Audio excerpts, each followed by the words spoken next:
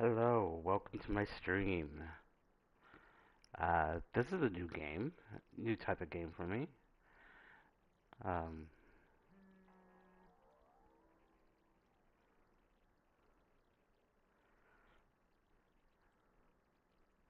should be interesting.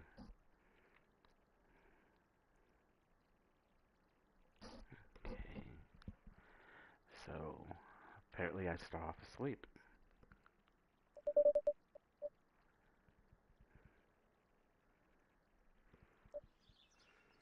Dad, Dad, wake up. Wake up, pretend to be dead. 5 more minutes.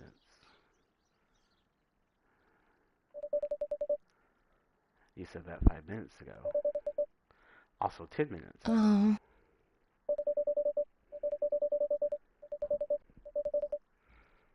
I finally open my eyes and sit up. I am lying in the middle of the living room, spooning a moving box. I yawn and stretch. Morning, Manda Panda. oh. Yikes, dad breath. Go brush your teeth.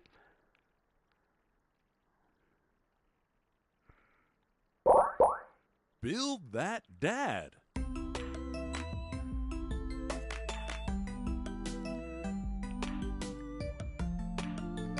Okay, so, I am going to go opposite of everything that I am. Or maybe almost everything.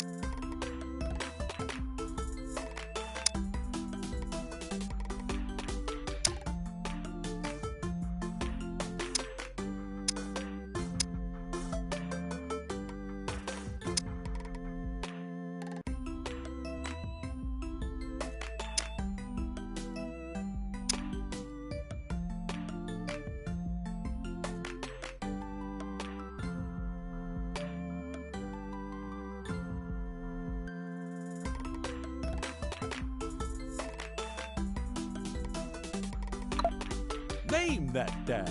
Oh, wait.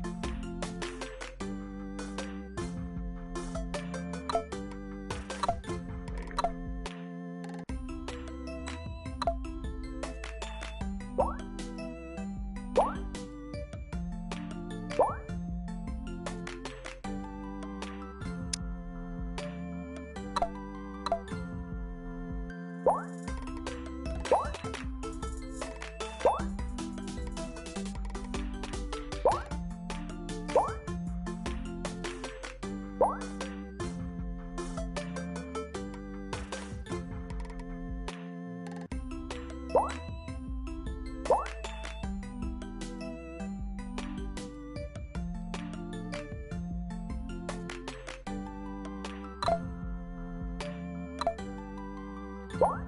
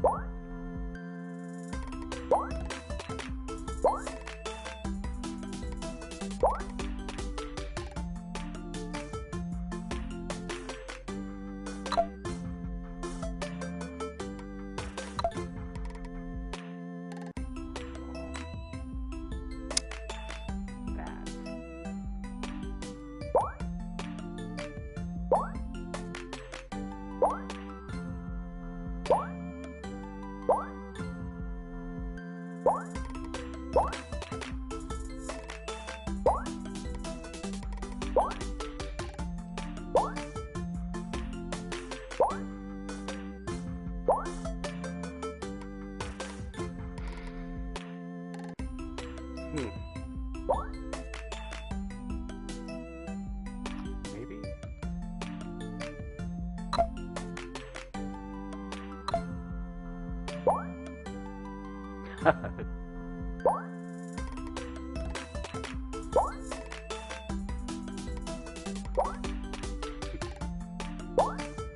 Let's change the color before I crack up too much.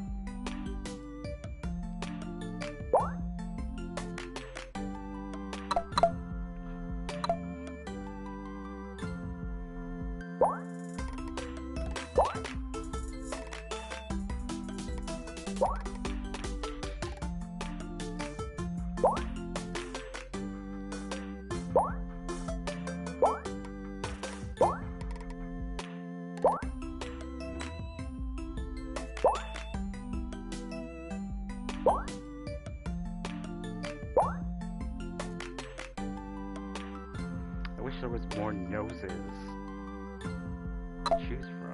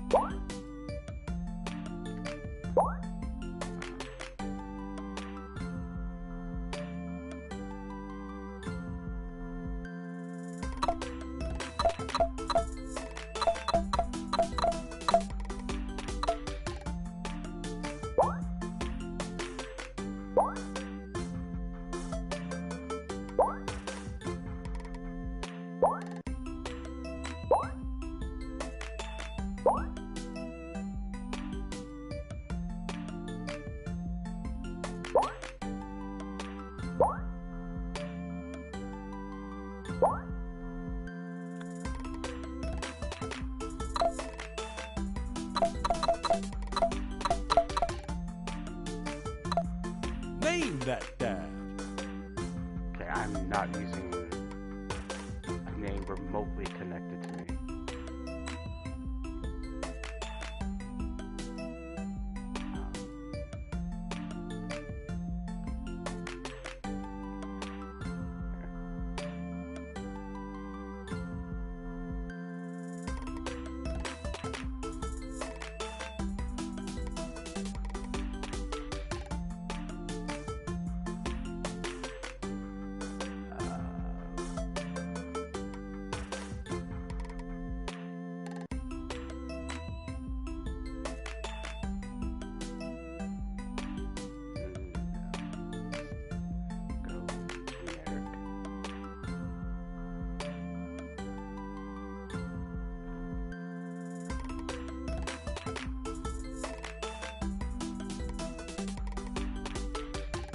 Be that dad.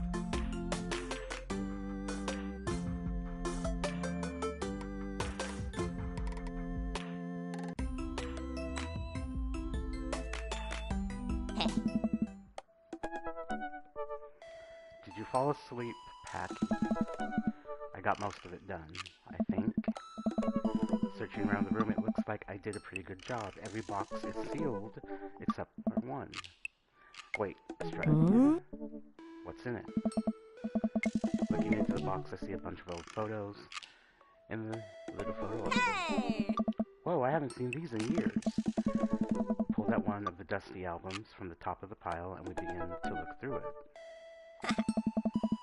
That's the coolest baby I've ever seen. Only way your father and I... so I could be... So you can be gay from the start.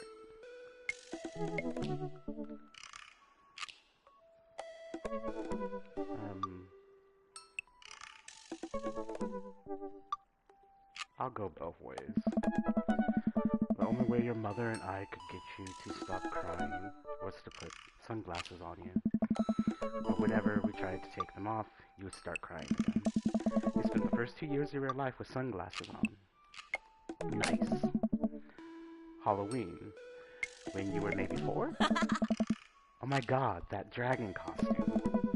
You couldn't decide between being a princess or a dragon, so you went with both Princess Dragon. Why do I remember crying in that dragon costume? You saw yourself in the mirror and realized that you were afraid of dragons. Seeing yourself inside the dragon's mouth was a realization of your greatest fear, I think. Right, yeah. Definitely repressed that memory. And this was you in your horse phase. Dad? I believe you named that plush horse Sir Horsington the Brave. I don't think that was his. Amanda lunges for the photo, but I quickly snatch it away and hold it above her head with my superior dad arms. Nice try, but this is important blackmail for later down the road. Go ahead and try me. I've seen pictures of you in your ska band. Ouch, kid. The scum... the Communist Manifesto. Chad's back in the day. I look off into the distance and reminisce about that rad horn section. Hey, it's Emma P. Dad! No, Dad, that's Emma R. I didn't meet Emma P until high school. Honey, I promise you, wholeheartedly, that I will never stop mixing those two up. Dad! Dad, Emma R's been my best friend since I was 7. Give it, like, a little bit of effort. Oh, right. Emma P was the one who tried to steal people's pets, fired a flaming tennis ball at the police station, pooped her pants during a sleepover.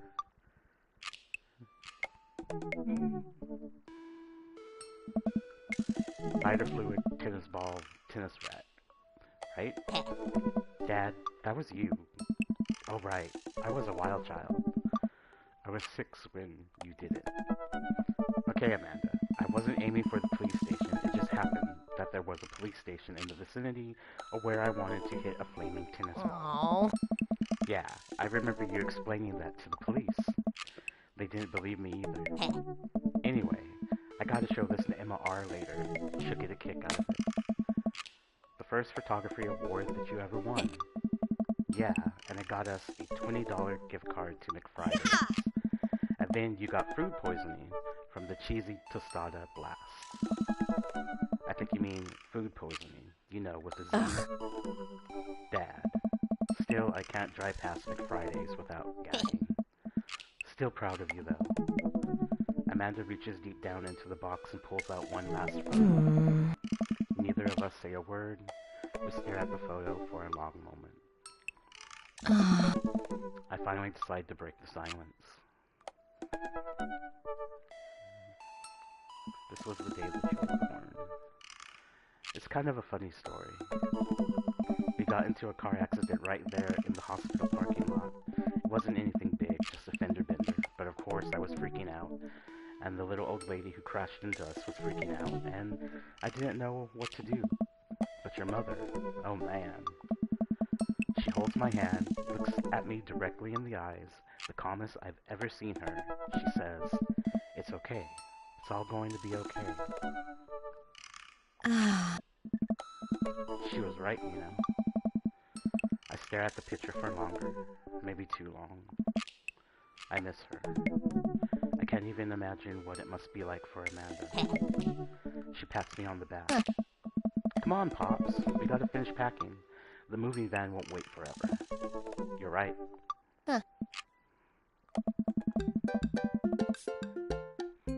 Amanda and I pile into the car and take one last look at the old house. So many memories here. Hard to believe that your mother and I bought this place almost 20 years ago.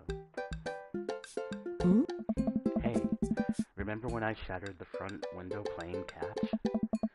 You always had very strong arms. Hey, remember when I shattered the other front window pretending to be a robot who breaks windows? You were a very imaginative child. Hey, remember when I broke the back window? We get it, Amanda. You break stuff. Ah. And there'll be plenty more stuff for me to break at the new place. Memories to make and Oh. stuff to break. You ready? We sit in silence for a moment. I watch my daughter grow up in this house. It will forever hold a place in my heart, but it stings a little bit to leave it behind. I'm ready. The moving van begins to pull away, and I get the car into position to follow it. I watch our house, our old house, disappear in the rear view mirror. So what? So sell me on our cool new pad. I clear my throat and do my best cheesy announcer voice. Nestled in the beautiful scenic downtown Maple Bay, our new house features multiple places to sleep.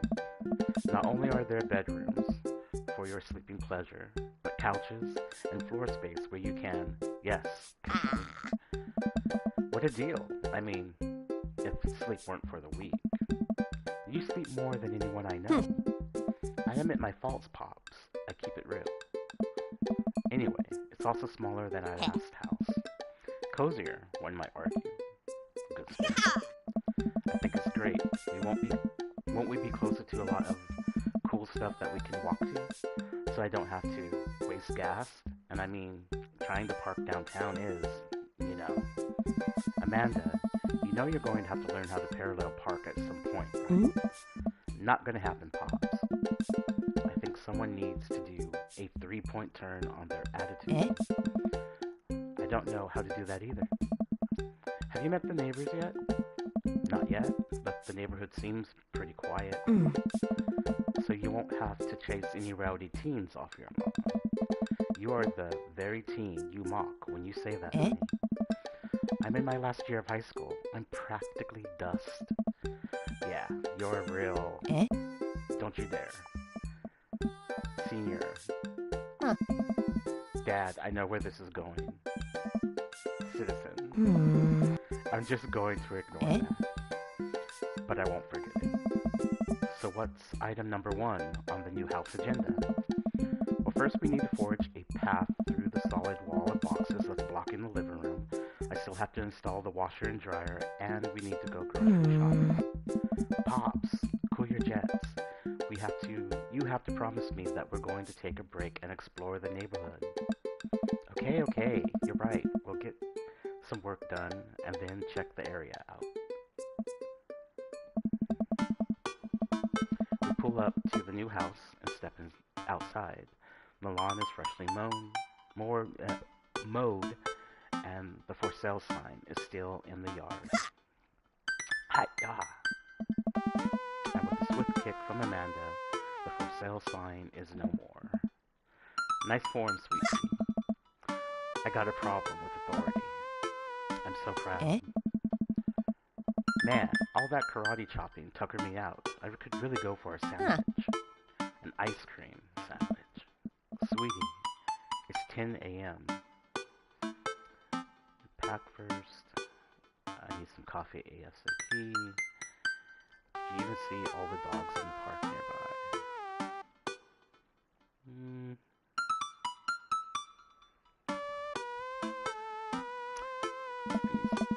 I gotta get my hands on a nice cup of the old bean juice, or I'm going to be useless all day. I think we passed a coffee shop on the way here. Maybe we could check that out. Let's do it.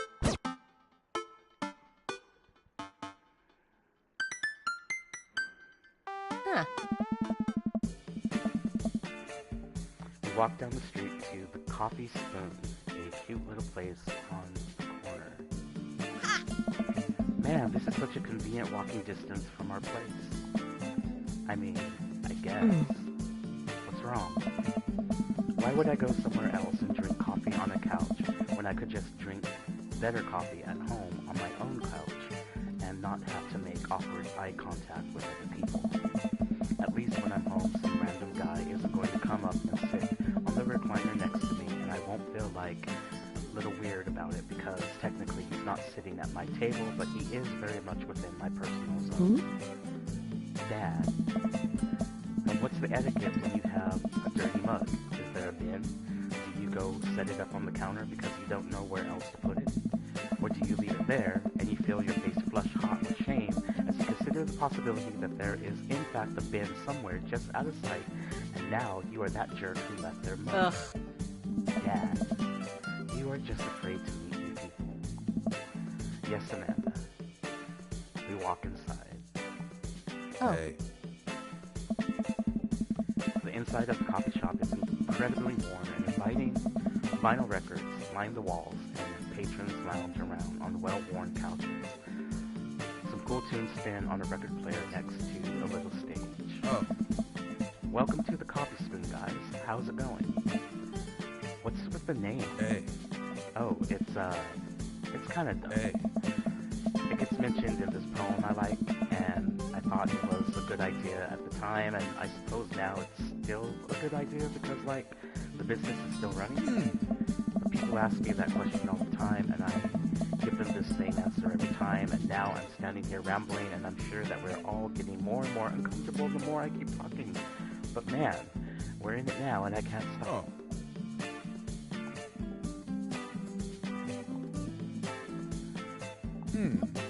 So what will it be? I scan the chalkboard menu and I am immediately overwhelmed. I'll have a Godspeed you black coffee, iced tea and Sarah, chai afterwards.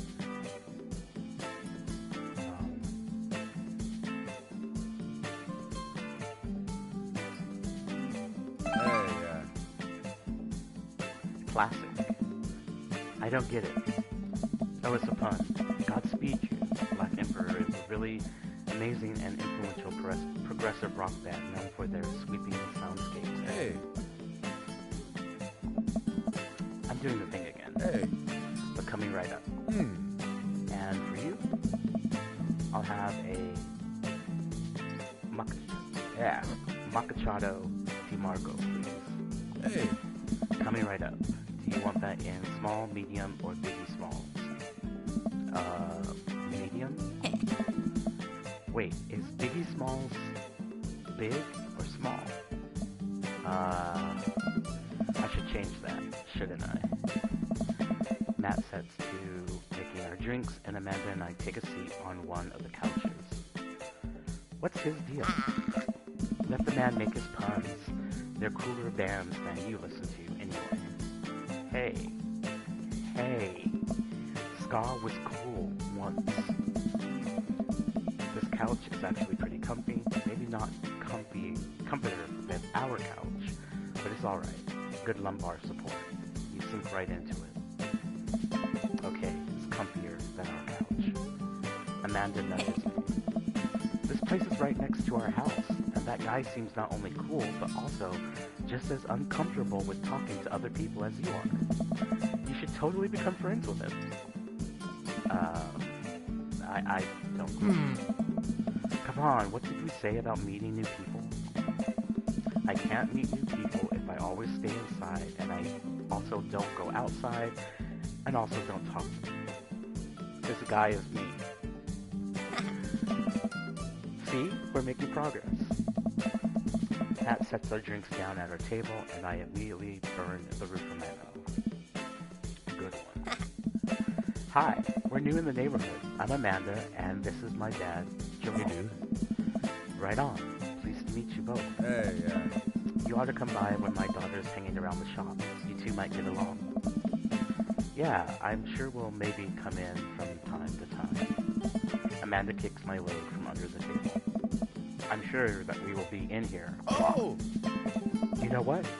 Let me get you guys' opinion on something. Matt goes into the bath and comes out with a fresh plate of something that smells amazing. Hey. I'm working on a new banana bread recipe, and I need help coming up with a name for it.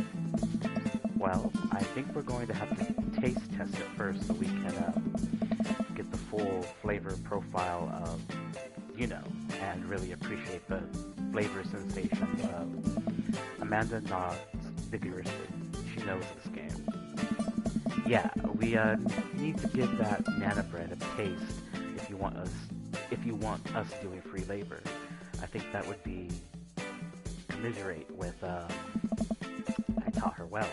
We have trained for this day. I was just going to give you guys free banana bread anyway. Right, yes, that. Matt serves us each a piece. Amanda and I happily chow down. Alright! This is amazing. Oh. Thanks. The secret ingredient is banana. So, any ideas?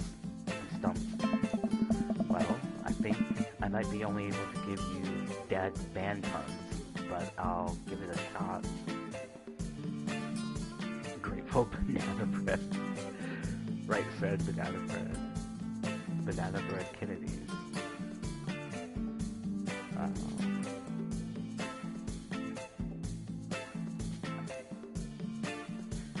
Actually kind of reminds me of Dead Kennedys, so... You know, like the punk band? Hey. I thought you said you only knew dad band puns. I'm a hard dad. Wait. What? That actually has a nice ring to it. Really? Oh. Yeah, banana bread Kennedys. Strong decisions. That's art, baby. Hey. I wanted to say baby because I thought it would sound cool, but once I said it, I realized that it just doesn't sound cool coming out of my mouth, and maybe I should just leave saying baby to the Hey, professionals. dude. Hey. Enjoy your coffee. Thanks. Hey. See, it sounds good coming when you say it. Across the way, a man catches my eye. He sits by himself, brooding over a cup of coffee. Our eyes meet just for a moment. I hastily look away, hoping he didn't catch me staring. Who is that? We finish up our drinks and head Hey. out. Thanks for stopping in. Take care. Okay, now that we are full of caffeine, where to? I should get back to unpacking. Let's get some fresh air. Need a nap. Let's continue outside. Time to soak up all that vitamin D. Make our bones nice and strong. Yeah, our skeletons are going to get so strong they're going to hop right out of our bodies and crush cars with their bony fingers.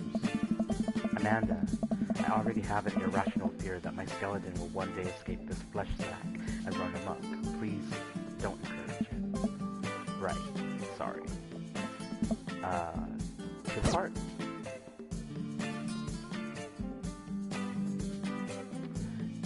Hey! Howdy, I did not notice you pop in.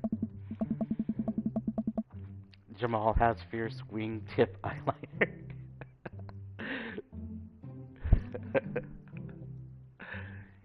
Amanda and I begin to stroll through the neighborhood. I can't believe how beautiful it is outside. Kids are playing in the street, the flowers are in bloom, and the faint smell of a nearby barbecue drifts through the air. This place is nice. Too nice. I don't trust it. Good eye, honey. You can never be too careful. See that baby in a stroller over there? Government operative. We're on to you, baby. We walk for a while and eventually end up at a small park. Toddlers chase each other through the playground, and dogs of all shapes and sizes romp through the grass. It's pretty crowded, but Amanda spots a nice empty bench. We start to make our way over to it when... Heads up! Whoa! Ow! A frisbee suddenly hits me in the face. Woof! A corgi. A corgi with a neat plaid handkerchief tied around its neck bounds up to me, wagging its tail. Did you throw this thing at my head? The dog barks. He runs around in a circle, nudges my leg with his nose. Oh God, this is the cutest dog. Impart upon me your wisdom, tiny dog. Barks again. How long do I have left? How did you know? Do you have tomorrow's lottery numbers? How did you know? My God, this dog knows more than he lets on. You definitely could have caught that. guy in a Hawaiian shirt jogs over to us and takes the frisbee from me. It's Thor! It's Thor reincarnated from God of War, Ragnarok. A guy in a Halloween suit drags over and takes the frisbee from me. You know, frisbees are traditionally caught with your hands, not your face. You're traditionally not supposed to aim for people's heads. It's a new technique. I'll catch it with my teeth next time. You caught me off guard on this round. Not again. Not ever again. Ha, I'm just messing with ya. I'm Brian, by the way. I'm Jamal, and this is my daughter, Amanda. I look over at Amanda, only to find her sitting on the ground, rubbing the dog's tummy. Hi. Huh. Your dog's cool. Ah, old Maxwell sure loves the attention. It's great to see another father and daughter out there on such a sunny day. Where's yours? Brian gestures over to a grassy knoll where a young girl sits on a checkered blanket. She's reading a book bigger than her head. She puts it down and heads over to us. This is Daisy. She's reading the brothers' card. I cannot really pronounce Russian well. Her teacher tells me that she has the reading comprehension skills of a high schooler. And she is the reincarnation of Thrud from God of War, Ragnarok. How old is she? 10. She's a precocious little youngster. Huh? Whoa. My natural dad instincts kick in. I must brag about my child's accomplishments. Oh no, it's happening. Brian, go on, Daisy, tell them about yourself. That's my girl. Amanda, get in there. Okay.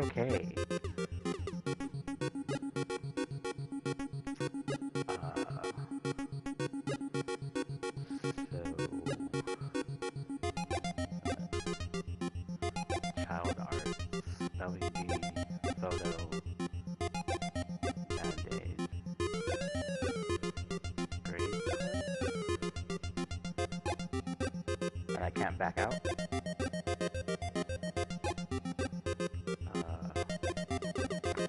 You pull the wrinkled copy of Amanda's last grade card out of your back pocket.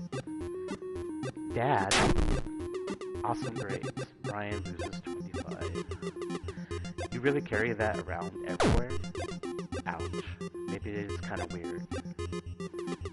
Daisy just started a weekly chess club at her elementary school computer lab. She's the president, too, of course. Dang, my high school doesn't have a chess club or a computer lab.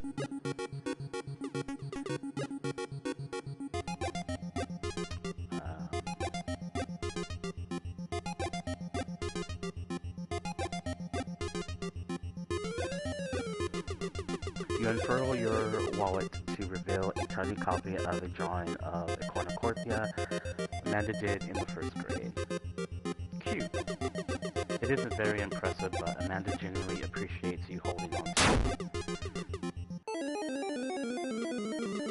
Daisy sold enough candy bars this year to get a top prize, a canoe. We're taking it out next weekend. How is that even possible? Amanda could barely get one of those sticky handbags. It's extra powerful. You lose 20 HP.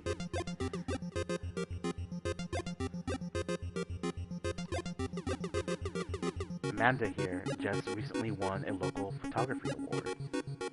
Wow, congratulations. Daisy actually just won a statewide poetry contest.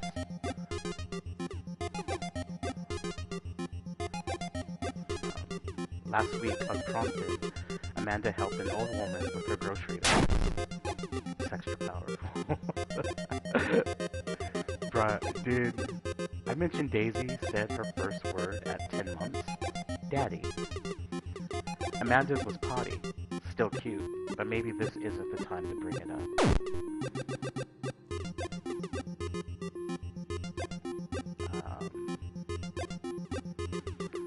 Amanda's in all honors classes this semester. Oh, really? I'm actually talking to Daisy's teachers about having her skip a grade. Even Amanda kind of bristles at that one.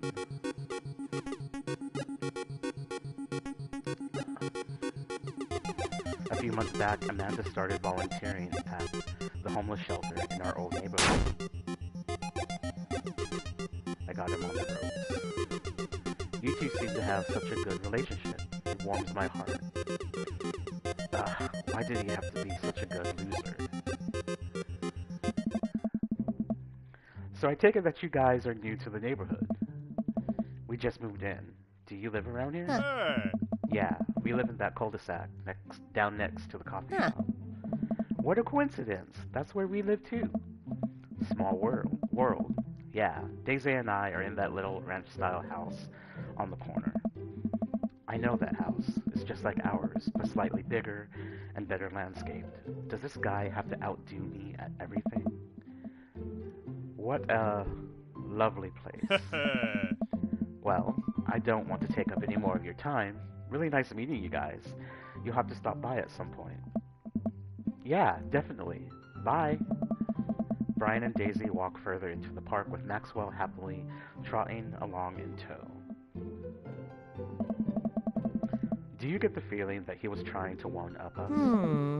Trying and succeeding. I can't believe that kid's only 10. What was I even doing at her age? I believe you had a bit of a thing for horses. Shame that didn't pan out. Could have majored in competitive horse studies. It's not too late to minor in horse creative writing. Yeah. Too close to the truth, Dad. Ugh. Let us never again speak of the fantastic adventures of Sir Horsington the Brave, an epic in 7 parts by Amanda Thomas. We laughed off the horse epic and walked around the park a bit more, enjoying the day.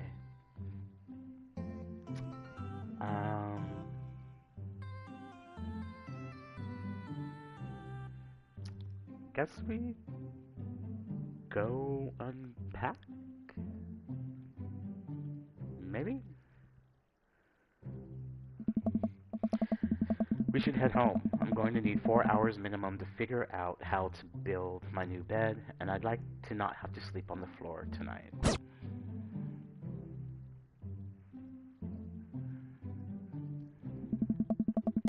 I get to work unpacking the various boxes around the living room. A couple of hours pass and I get some good work done. The washer-dryer unit is both washing and drying, and we can actually walk through the living room without tripping over boxes. First visitor already? I walk over to the door and open it. Hello? A handsome, clean-cut man stands at my door brandishing a plate of cookies. I don't like this man already. I don't. A handsome, clean-cut man stands at my door brandishing a plate of cookies. Hello? Hey. Oh, where are my manners? My name is Joseph. I'm your next-door neighbor. Oh, yes. Hi, I'm Jamal. That's what my name is. I saw the moving van and thought I'd bring over some cookies. My daughter Christy and wanted me to let you know she baked them herself. Joseph leans in and whispers. Oh. But between you and me, she just sprinkled in the chocolate chips. Good one. We both share a laugh. Kids. Right? Wow, cookies, huh? So nice to meet you. Joseph hands her the plate of cookies with a smile. Well, thanks for the cookies. More McDonald's. Amanda disappears with the cookies. Amanda, come back. And she's gone. That's my daughter. Her name is Amanda. She's a charm. Daughters are tough. Sons are also tough. Children in general are just tough. I hear that.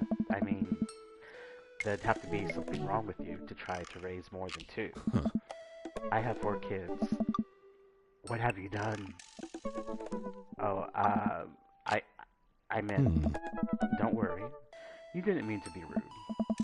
Oh no, this is the first neighbor I've met, and my social life is already in a tailspin. I wonder if it's too late to move again.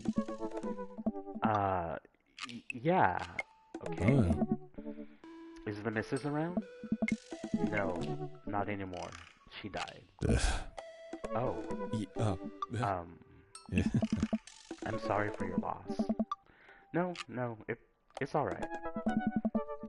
Wow, this is uncomfortable. We stand there quietly for a moment, acutely aware of how awkward we are both making Mm. things. I am sorry. Can you close the door real quick? I look at Joseph quizzically and comply. After a second, I hear a knock on the door. Opening it, I see Joseph standing there with a huge smile. Oh. Hey, I'm your new neighbor, Joseph. I promise not to talk about your dead spouse this time. I'm throwing a barbecue for the cul-de-sac, and I would love for you to come by and meet with the rest of the neighbors in our community. What do you say, pal? Oh. That sounds great. My daughter Amanda and I would love to stop by. Also, 4 kids is a perfectly normal amount of children to have. We shake hands and seal the Hey. deal. Well, neighbor, I'll see you at 3 p.m. sharp on Saturday. Sure thing, neighbor. Joseph starts walking away, but stops to think for a second and turns around. Hey, in all seriousness, raising a kid on your own can't be easy. If you ever need to talk about stuff, I am the youth minister at a church down the street. Oh, I don't know. I wouldn't really consider myself a youth. Yeah. You look pretty young to me, but suit yourself. And with that, Joseph is gone. He seems nice. Amanda walks in to the living room, crumbs on her face, and cookie in hand. That was the smoothest recover I had ever seen. I should be taking notes. See, you're already fitting in great. Where did those cookies go? They're gone. I'm sorry. Yeah. If it makes you feel any better, they weren't very good. So you ate all of them anyway? I guess that makes it break time. Any ideas? I think we would get a ton of good neighbor points if we bring this back.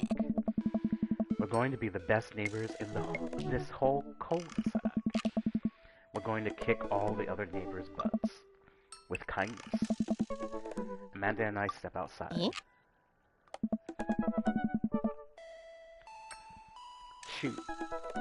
I'm actually not sure which house is his. I'd hazard a guess that it's the big one with all the well-groomed blonde children sitting out in the yard. Good eye, kid.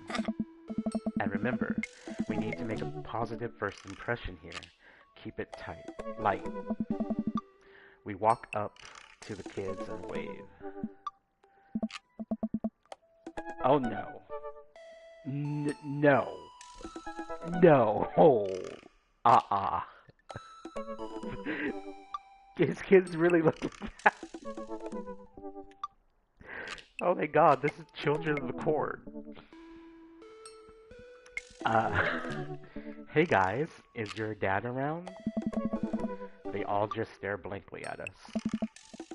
We just wanted to, return this nice plate and thank you for the cookies. Jeez, these definitely are Joseph's kids. They all look exactly like him. Huh? They're really good. They were really good. I mean, I heard they were good. I didn't get to eat any. I chuckle nervously. Well, okay. We're just going to set this place down on the ground, real gentle, and back away slowly. Right, Dad? Right. That's what we're going to do.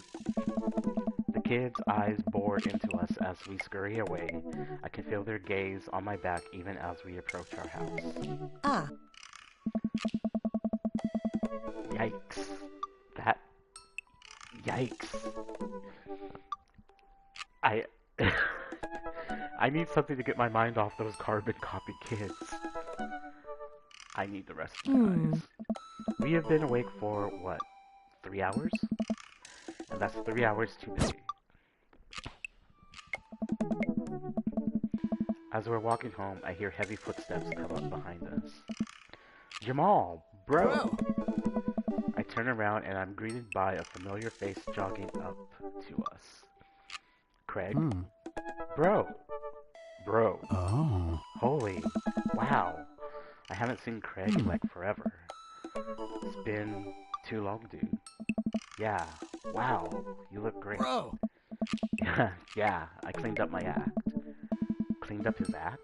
Are you kidding me? He's ripped. Amanda, this is my friend Craig. We went to college together. We were roommates for a while too. Amanda, dude, you probably don't remember me, but you're so big now. Hello, and hello, cute baby. Ah, thank you. The last time I saw you, I think you were about her size. This is River. Say hi, River. He picks up her tiny wrist and waves it around. River gurgles happily. Are you babysitting? Oh. Nah, dude. River's my kid. Man, it has been a long time. Feels like 1 minute we're rolling up to exams with bad hangovers and the next we're both fathers. Where have you been, man? I was working out in California and just relocated the business back to Maple Bay. No kidding. Amanda and I just moved to this side of town. How's Smashly? How's Smashly doing? Oh. I mean Ashley. Ashley is her name. I... She actually still goes by Smashly, and we got divorced this year. Oh, dude, I'm so sorry. It's old news. We take turns taking care of River and the twins. It's all copacetic. Twins? You have 3 kids? Oh. Ain't life something, bro? Right? Keg Stan Craig is a father of 3. Keg Stan Craig? Oh. Oh, yeah, it was my old college nickname. He got it because he did a lot of keg stands. It's that thing where you do a handstand on a keg and then drink from the keg. Right. He was very good at it. Bro, I hate to be that guy, but I'm in the middle of my daily jog and I really gotta keep my heart rate up. Brought River along for, you know, resistance training. You jog daily? I jog yearly. On January 1st, when I promised myself that I'm going to jog daily for the rest of the year, but give up after 30 minutes and just walk home. Oh. Well, it's never too late to get back into it, dude. You should join me sometime. I don't know. Come on, it'll be fun. We could grab breakfast afterwards, catch up. We could do a bro brunch, like the good old days. Alright, sure. Sounds great. Great. Let's get that going soon. I better get moving. Good to see you guys. Craig gives a little wave, puts his earbuds back in, and jogs off. I can't believe Craig is ripped and has kids. I'm reeling. Why's that? The Craig I knew is not fit to be responsible for any living thing, including and especially himself. One time I watched him drink an entire jar of marinara sauce for dinner. Amanda, he opened up a new jar of marinara sauce and then he drank it like it was a thing that normal people do. It was unholy. And then I asked him what the hell he was doing and he said, and I quote, "It's basically a smoothie, bro." I mean, technically, he's not wrong. He jogs. He was jogging. He's like a totally different person. Anyway, we better get home. I'll have plenty of time to reflect on how old I feel later.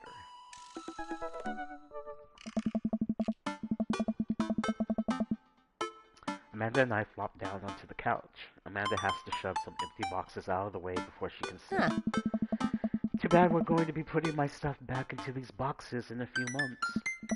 No, don't say that. Ah, Dad, it's gonna be okay. I'll be fine. I know. It's just, you're my little girl. It's going to be weird not having you around. I'll come visit, and I'll text you every day, and I'll take lots of pictures. I mean, obviously, I'm a photography major. You promise? Of course. Are you going to be okay by your lonesome? Oh, come on. I'll be fine. I'll get a dog or something. Yeah. A dog? Alright. Forget our school. I'm staying for the dog. Is that what's it gonna take? Medium-sized dog, handkerchief around the neck. I get to name it. That's what it will cost for me to give up on my dreams. I'm a woman of simple wants and needs. Well, a dog is a whole lot cheaper than college. Amanda laughs. Suddenly, a pile of envelopes slide through the mail slot.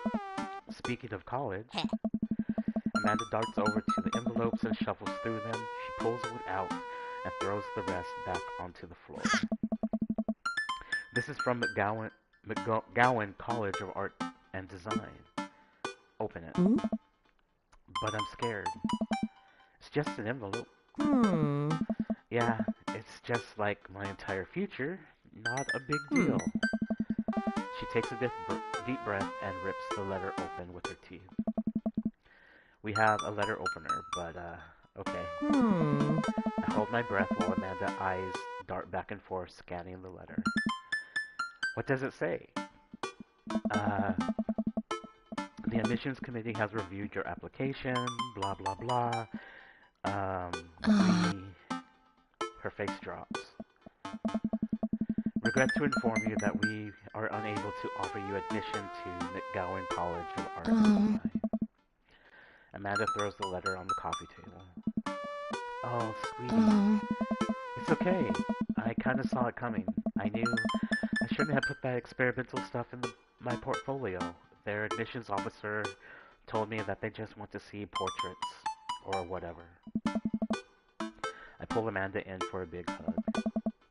You are an amazing photographer. I know how much work you put into your portfolio. Some other school is going to want to snatch you up for sure. Yeah, I know. It's fine.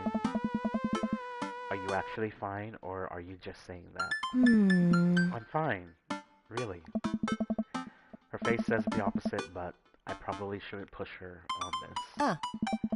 Oh, and before I forget, Emma R and Emma P are sleeping over tonight. Aww. So, you need me out of the way because I'm painfully uncool? I would choose more delicate phrasing, but yes. Well, I'll have you know that I conveniently already have plans for tonight, so you'll have the new place to yourself. Yeah? And what are your plans? Quick, think of plans. I'm going clubbing. I'm going to put on a nice outfit and go tearing it up on the dance floor. All the hottest dance moves. The lawnmower, the sprinkler, the running man. You know, the ones all the kids these days are doing. Alright, but I'm not going to come pick you up if you pull anything this time. Not again. I'm just kidding. I'm actually going to go out and watch the game. Nice. Which game? You know, the game. The one that's on tonight. Dad. The game. On TV. Somewhere other than here. Okay, cool. While you do that, I'm going to do drugs and commit some light arson with the Emmas. I'm concerned that you're hanging out with the wrong crowd. Amanda shrugs. I would have expected you guys to be up to white-collar crime by this point. Maybe money laundering, at the very least? I'm a street rat, Pops. You're kidding about doing drugs and crime, right? Yes, Dad. Just making sure. I give her a pat on the head. Have fun with your sports. Are you being sarcastic? No, making fun of sports is played out. Alright then. I do some light cleaning around the house and decide to clear out right before Amanda's friends arrive. Before I leave, Amanda stops me. Hey, don't forget that you have that meeting with my English teacher tomorrow. Oh, right, Mr. Vega. Yep, totally remembered. I'll be there.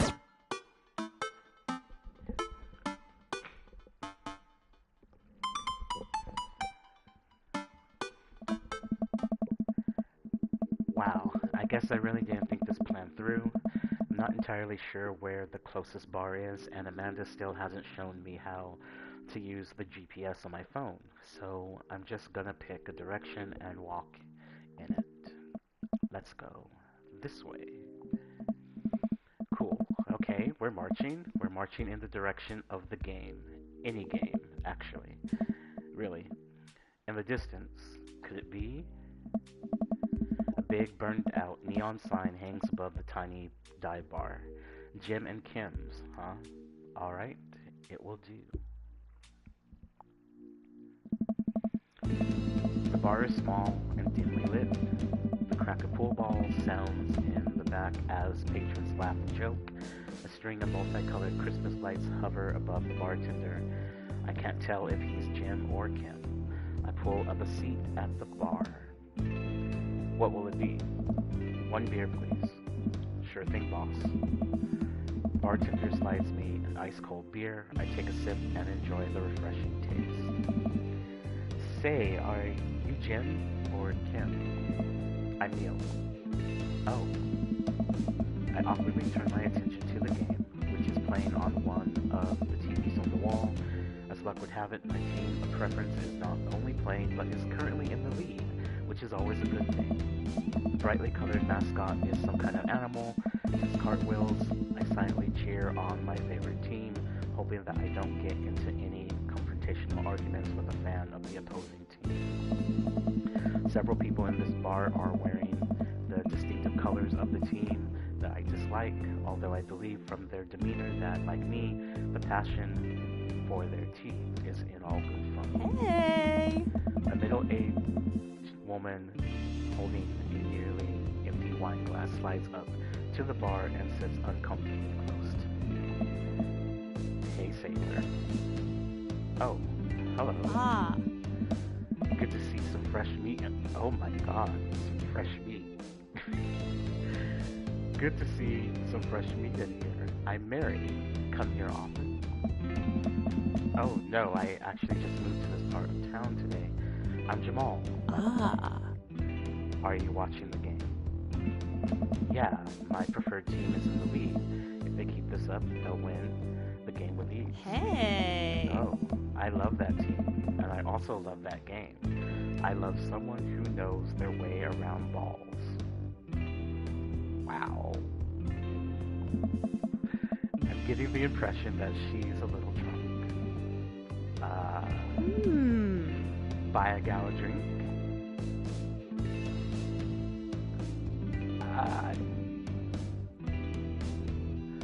Part of me wants to, just to see where this goes. But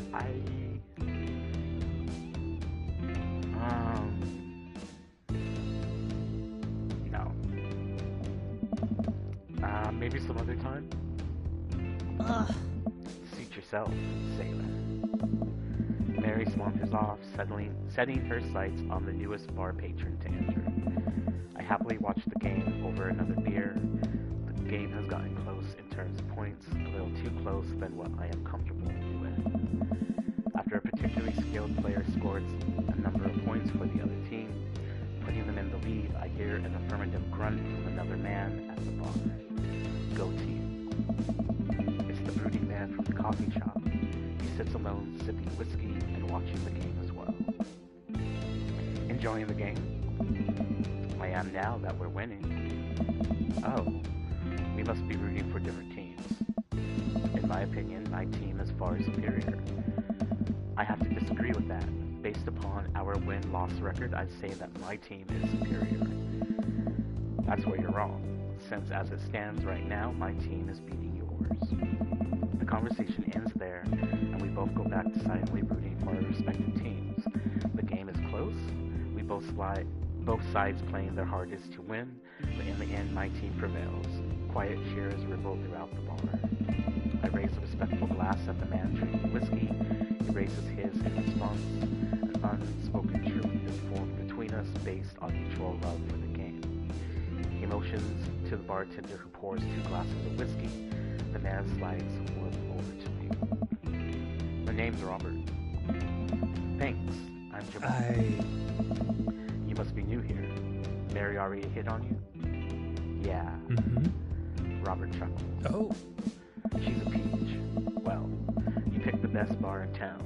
As slimy as it is, you'll never find a better spot than Jim and Kim's. Is there actually a Jim or Kim that runs this place? No, that would be Neil. Neil waves from across the bar. Good guy, Neil. Not enough Neils in this world. Okay. You a whiskey fella or a beer fella? Beer, but I'll drink most things. Oh? You like shots?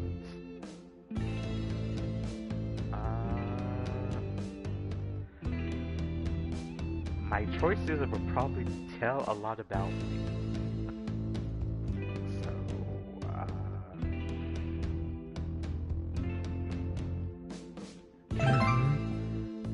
oh, thank God. Robert now nods to Neil, who serves up 2 shots of whiskey. He hands one to me. Here's to your health. We take the shots. The whiskey burns going down, but I'll try my hardest to look Hey. Wait, I think this is what making friends is. Okay, Jamal, this guy is out of my friend league, but I think if I play my cards right, we'll be pals in no time.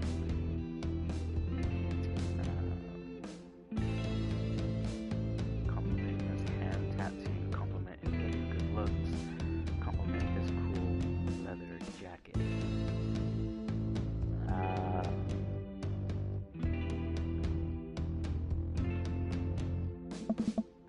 I like your jacket. Thanks. Been in my family a long time, passed down from firstborn to firstborn.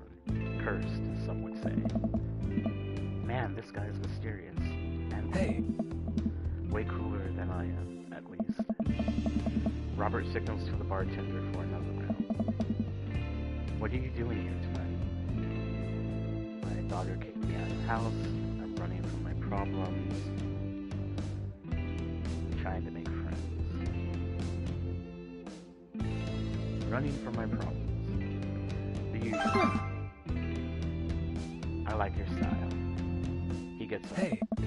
Be right back. Gotta powder my nose. I've never seen Robert this talkative. He must like you. I guess so. I gotta admit that Robert has a gruff charm to him. If a guy like that thinks I'm cool, then I really must be. Robert comes back from the bathroom and grabs his leather jacket. I'm gonna go home. You heading my way? Robert and I leave the bar and find ourselves walking in the same direction. I live in this cul-de-sac down the way. Does everybody live there? Me too. We just finished unpacking. Great place to be. Good neighbors. Well, some of them. Who's that? We get to Robert's house, which is just a few houses from mine. We stop and he turns to me. I don't kiss and tell, Jamal. So are we doing this or what? What? You know, do you want to come inside or not? A wave of realization rushes over me. I blush. This is taking a turn.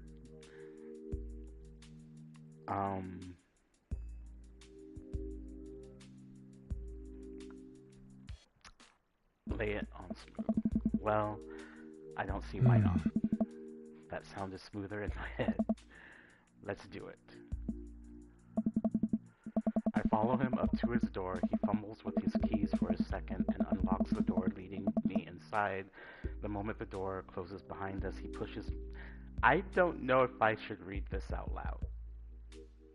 This has turned into a Wattpad movie now. Yeah, so read this yourself, people. I'm not saying it out loud.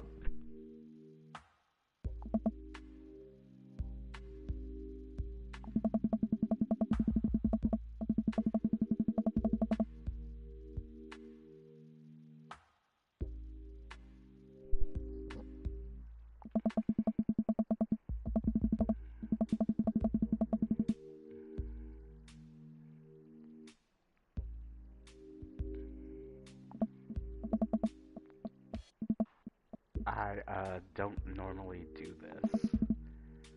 Do you want to stop?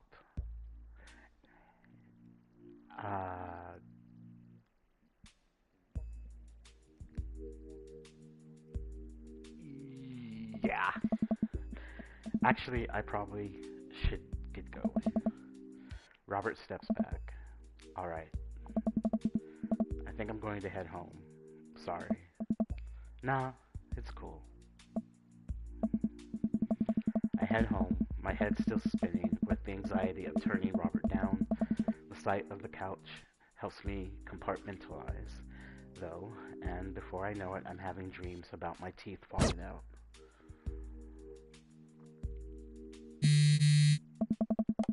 I wake up to a text from an unknown number.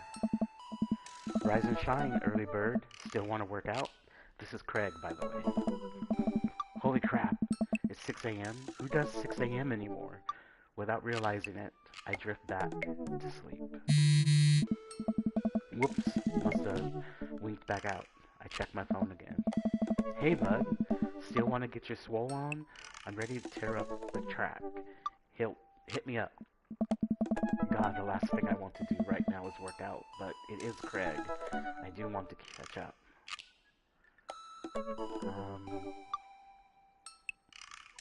I'm intrigued, so let's go. Hey man, I need a few minutes to wake up, but let's meet in 20. After a few seconds, another text comes in. Sure thing, meet me at the gym. I stretch and my bones creak. I gotta stop falling asleep on the couch. I throw off my blanket and, hey, wait, I don't remember falling asleep with a blanket. Amanda must have tucked me in after I fell asleep. Bless that child. I reluctantly brush my teeth, throw on the only clothes I own that are even kind of gym appropriate, and head out.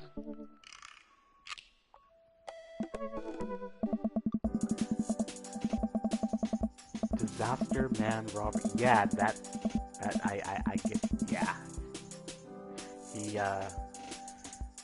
He's seen some things, been through some things. The neighborhood is quiet and serene. It's early in the morning. Birds chirp, the grass is still wet with dew. Surprisingly, the gym is pretty crowded. I spot Craig standing out in front, stretching. Of course. He spots me and waves enthusiastically. Oh. Hey bro, good morning. Hey, good to see you, man. I'm definitely not as pumped up as he is. Maybe I should have had some coffee before I left. Oh. You ready to kick some butt? Gotta stay. Pause. With your help, I am. I get the feeling that this is going to be less of me kicking butt and more the gym kicking my butt. But I can handle it with you. Oh. Bro, dude, bro, that means a lot. Hey! We head into the gym and I am immediately intimidated. All of these people look like they could break me in half, and it seems like Craig is friends with all of them. Oh. He high-fives and finger guns all the cool jocks in the room. They look like they could and would steal my lunch money to spend on protein shakes. Come on, bud, let's warm up. We head over to the treadmills and start walking. Okay, I can walk. Walking is good. This is a decent place to be. Walking. So, I know we are on treadmills. Yes. And those are over there are ellipticals. Oh. Very good. What's all this other stuff? Craig laughed. Bro! They might look a little scary, but I guarantee that all of them serve a specific purpose for building muscle mass. I watch as a dude in a muscle team flexes a muscle I didn't know existed on a machine I think was once used to process grains into flour. What is that? Why is that guy doing that to himself? Mm-hmm. That's a good question, bro. What do you think he's doing? Training to crush people's skulls with their thighs. Using a medieval torture device. Praying to some sort of pain god. Training to crush people's skulls with their thighs. He's trying to make his thighs so strong that he could crush people's skulls. Hey!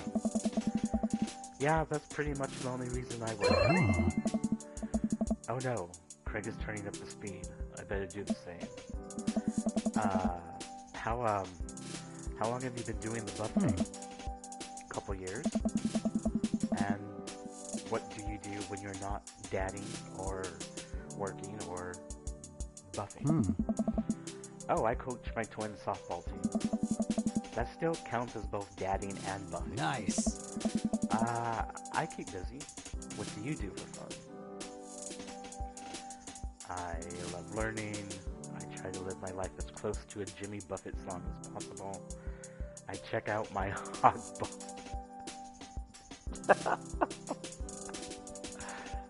I love learning. I try to educate myself about the world around me. I'm like a sponge for knowledge, soaking up history, the paranormal, wilderness survival, aliens, mostly those things. So you watch the History Channel too? Yes. We're jogging now. Oh god, we're jogging now. You look over to Craig, who hasn't even broken a sweat. How is he doing this so effortlessly? I'm dying. I can feel my life force draining through every orifice of my body. Hey, remember when my fish died in college? No. I don't like this story. Oh god, is he really bumping up the speed again? I guess I better do it too. Oh, this is fast. This is very fast. Oh. And we were at that party, and you vowed to make me feel better. You tell me to create a distraction, so of course I do the sick keg stand and get everyone cheering. And then I try and steal a fish from the fish tank at the party with my bare hands, like an idiot. Bro! And then you drop the fish and it's flopping around and you panic, and so you run up to me, post-keg stand, with a dying, dirty fish in your hands that you scooped up off the ground, and you're yelling at me that we have to leave. Hey! And so we're running out of the frat party with the fish and trying to give it mouth-to-mouth resuscitation, and we get him home and get him into a bowl of water, but the prognosis was grim. And the next day, he's alive. Bro! And well. They never did catch the great fish thieves of Grand Ridge U. And they never will. I shoot off the end of the treadmill and crash into the wall. Jesus. Hey! Dude, bro, are you okay? Craig offers me a hand and looks me over for injuries. I am fantastic. I managed to stand up and rub my back. It doesn't hurt now, but I'm sure it will later. I don't know. You don't have to push yourself like that. Always know your limits. Well, I think I might call our gym adventure over. I think I might call our gym adventure here. Nice. You sure? Yeah. Oh. Alright, well, here. I brought you this. Craig hands me a shaker bottle full of a thick green liquid. I stare at it with what must be apparent distaste. It's a protein shake, bro. Oh, thank you. He wants me to drink it. Oh boy, here goes. I take a small sip. It's actually delicious. Wow, this is really good. And good for you. It's my special recipe. I'm pretty proud of it. Hey! Let me know if you ever want to work out again. Maybe we can try running around the neighborhood if treadmills aren't your speed. No pun intended, bro. Good one. Well, I am gonna go put some ice on this everything, and I'll see you around. I leave the gym feeling ashamed. Craig used to order delivery from the pizza place across the street from our dorm, and now he can run circles around me, literally. Man, I really gotta work on this dad bod. I get home and lie down on the couch. It hurts to move. Oh god, I'm so old.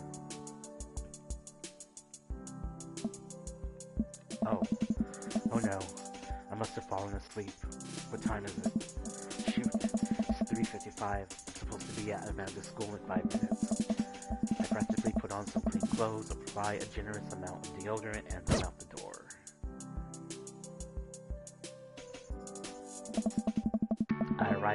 school and check in at the front desk. They give me a bright orange visitor sticker and send me on my way.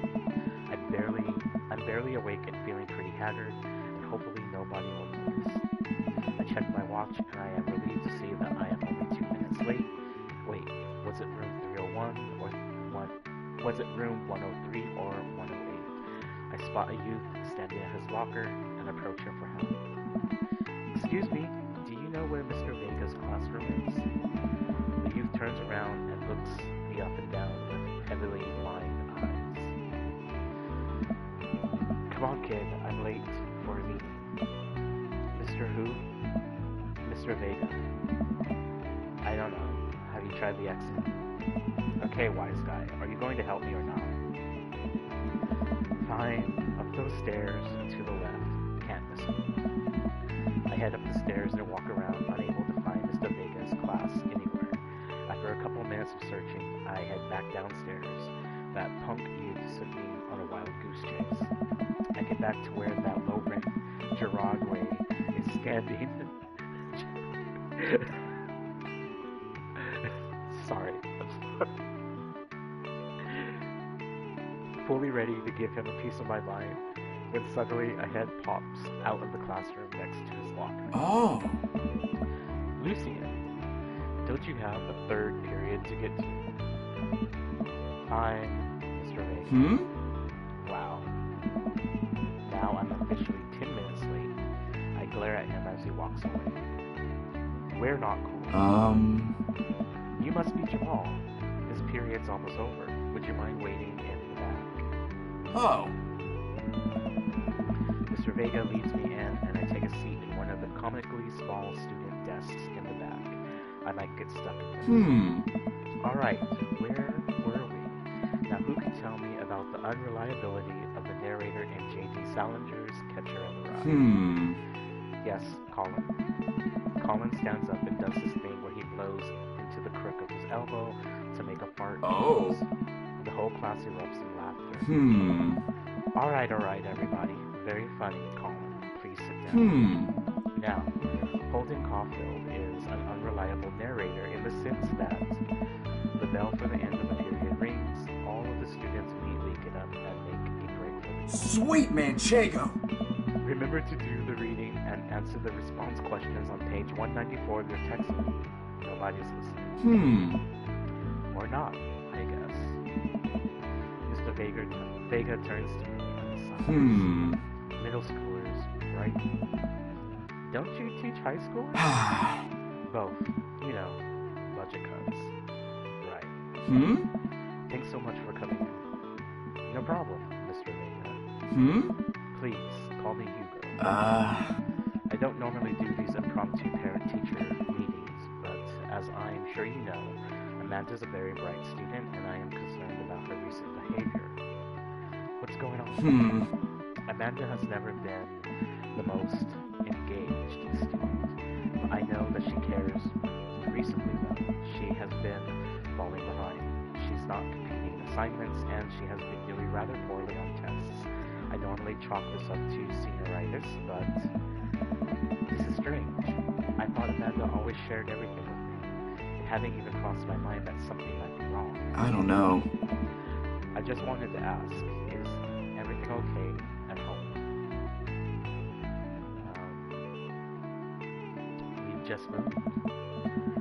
We just moved recently, but it was only to the other side of town, and Amanda was more excited about it than I was. See if you can talk to her about it. I know she values you a great deal, and would appreciate your guidance. If she keeps heading down this road, I know how important art school is to her, and I would hate to see her miss out on scholarship money that she clearly deserves. I'll make sure to talk to Amanda. Thanks for letting me know. Anytime. On my way out, I stop. Thinking for a moment, I turn to Hugo. Hey, Hugo. Yes? They ever catch that ride? Yes. I leave the classroom and make my way out of the school. I'm still a little bit in shock that Amanda was able to hide this so well from me. She's always been such a positivity in my life, especially after we lost her mother. Amanda must be done with classes for the day by now. I'm sure she would appreciate a ride home, and maybe I could talk to her about what's going on. I pull up to the carpool, and Amanda hops in the passenger seat. So, did you have fun gossiping about me? Mr. Vega and I actually just gossiped about our celebrity crushes. So you talked about Mario Batali? Really? Like not Alton Brown?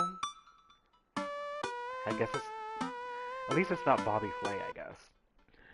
So you talked about Mario Batali the whole time? It was a very productive meeting. I'm pretty hungry. Can we grab some dinner? Sure thing.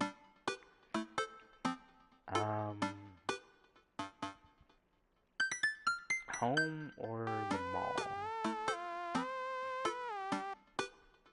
Guess we could go to the mall.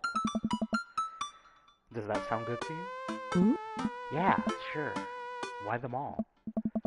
Jeez, can a dad take his daughter to the mall? Will you buy me things? I will buy you a thing. Singular.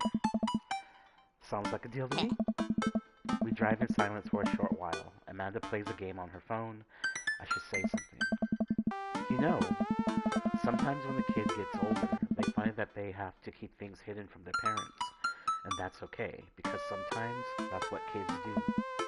And that's okay. But also sometimes it's good to have the parents' perspective, because, you know, maybe the parents have also dealt with similar situations. And maybe they're a little cooler than you give them credit for. Anyway, what I'm trying to say is that it's good to share. Love you.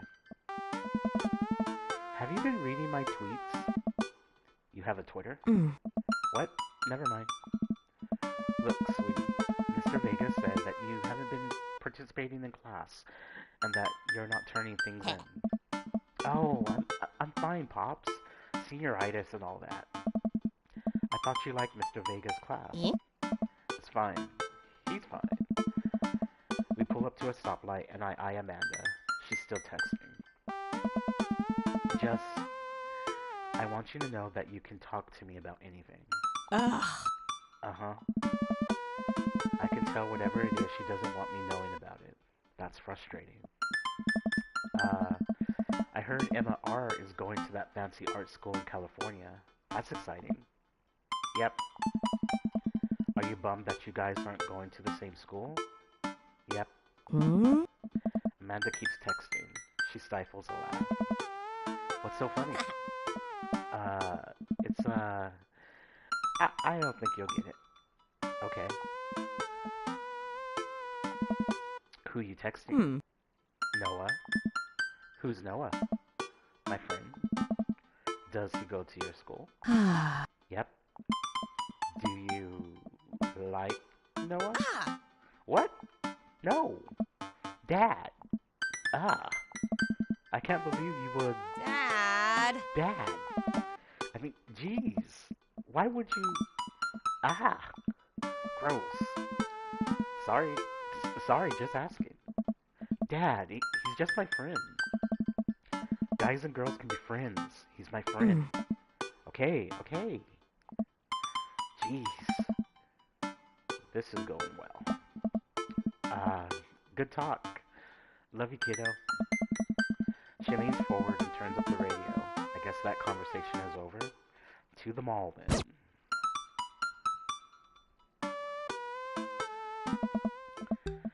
We arrive at the mall, a big indoor shopping center with a couple of different floors. It's kind of dead, but that doesn't stop a mall security guard from yelling at a group of loitering teens. Let's eat something disgusting for dinner. Hell yeah. Language, Missy. Heck yeah? Better.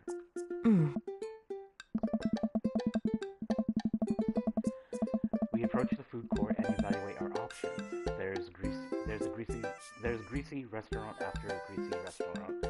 My heart burns just looking at the menus. Nobody looks happy to be here. What are you in the mood for? Bread dipped in sugar, bread with cheese on it, or do you just want me to inject some fat directly into your bloodstream? I extend my hand to her. Would you do me the honor of sharing nachos? She takes my hand with a grin. It would make me the happiest, cheesiest girl alive. We order a giant pile of chips and of naturally orange cheese from a very unenthusiastic and possibly stoned teenager. We take a seat at a rickety table and dig in. These are bad. These are very bad. But also strangely delicious. We have to eat through the pain. We enjoy the fluorescent cheesy goodness together until we are all out of nachos. So, something's been bothering me for a while. Can you explain memes to me? Which meme? All memes. Amanda sighs deeply and places her head in her hands. Oh. Dad, it's complicated. See, memes are inside jokes shared by a bunch of people that get less funny the more people do it. So the problem is that by the time a meme gets to you, Dad, all of us youths have already done the joke to death. And what's worse than that is that movies and TVs and video games will try to jump in on a meme train, but based on how long it takes for them to make them, the meme will be long dead by the time it comes out. So it just dates it and it isn't funny. Oh, shit.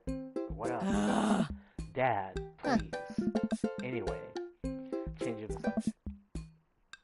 Where to now? We want to go to that goth store? What? You know, the one that's all black and tries to establish itself as anti-establishment despite being an exact representation of the establishment? I don't know what store you're talking about. You know, the one where you can buy chain wallets and it's basically an assault on what people fought so hard against in the punk and hardcore movements of the 70s and 80s. Dude, you gotta be more specific. The one you threw up in that time. Oh, that one! Hey! Amanda runs into the store with me trailing behind her. She makes a beeline for the back. There it is! You can still see the outline, kinda. I'm so proud. Speech. Amanda. Speech. Alright, I'll do it, if you stop cheering. Amanda stops immediately. I clear my throat. Thank you all for joining us here today to commemorate a historic moment that will forever shape history. On a day very much like today, some 5 years ago, our very own Amanda Ann Thomas had too much blue raspberry slushy on an outing to the lab. After begging her father to take her to Dead Goth and Beyond to buy rainbow suspenders, she proceeded to throw up all over a display of My Chemical Romance merchandise. Her loving father then had to pay for said merchandise, which to this day remains among our possessions. Thank you. Amanda is moved. She begins clapping, slow at first, then faster and more vigorously. Several other patrons turn their heads. One of them also starts clapping. I bow my head. Alright! Oh, hey, chain wallets. While Amanda busies herself looking at band t-shirts, I try to find something of interest to myself. Not much for a dad to look at in Dead, Goth, and Beyond.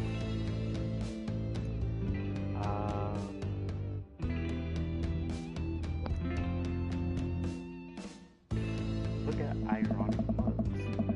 I am suddenly stricken by existential fear.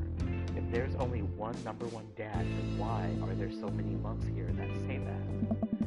This whole time I thought I was the only one. If I'm not number one, where do I place on the global dad ranking charts? I have work to do. Look, this is very important to me. I overhear a stifled argument over at the cash register. An older gentleman is carrying his garment and showing it to a bored-looking cashier with pink hair. I can see that. I don't know what to tell you, dude. I just Listen, When I bought this online, the website said this blouse was Victorian inspired. However, when I received it, it clearly held the trademark of Edwardian dressage. Do you want a coupon? I can give you a coupon. Will you leave if I give you a coupon? Is there a manager present? People have to know what they are buying. I am the manager. I see. Well, it would seem that I have outstayed my welcome. Good day, shopkeep. Your superiors will receive a strongly worded letter by post. Whatever it is. The man whirls around and stumbles out, his literal coattails trailing behind him. I can't tell if they are Victorian-inspired or Edwardian in nature. Amanda trots up to me with a t-shirt in her hand. Oh boy, here it is. Hey, Dadtron 5000. Yes, I'll buy it for you. Wow, that was easy. Thanks. At least it's only one this time.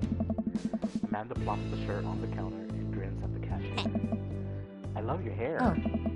The cashier says nothing and rings Amanda up, radiating hatred. I hand her 20. So, what was that guy's deal? The cashier rolls her eyes so hard I'm worried that she pulls something. That's Damien. He's in here all the time. He's obsessed with Victorian fashion or whatever. She hands Amanda her bag and it's clear the conversation is over. We make our way out of the store and head home to get some rest. Amanda and I sit on the couch trying to find something to watch over bowls of ice cream. Oh cool, long haul paranormal ice road ghost truckers. I'd watch that show. Is on. Your favorite, right? Oh hell yes. They have to make it over the Canadian tundra before the ice road melts, but also they're hunting ghosts. Also the trucks are haunted. This is an episode I've already seen, but one of the best.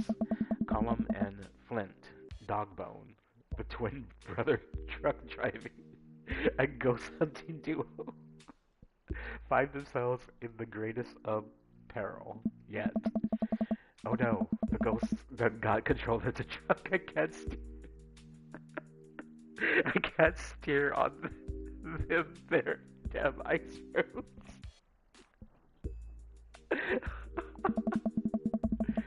Let me use this EVP meter to try and communicate with the spirits. Flint, we're about to die. Ah, almost got it. If you listen carefully, it sounds like it's saying, you're going to die. That's because we're about to die, you. This is art. The episode ends and Amanda excuses herself to go and start arguments on the internet. I stay up a little longer, curious about the exploits of Cullum and Flint, Dogbone, after their disastrous ice road accident. Afterward, I crawl into bed and get a good night's sleep.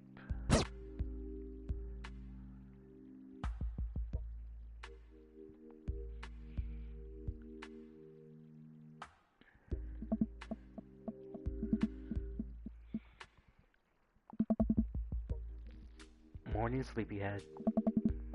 5 more minutes. You have never, ever let me have 5 more minutes, so get up.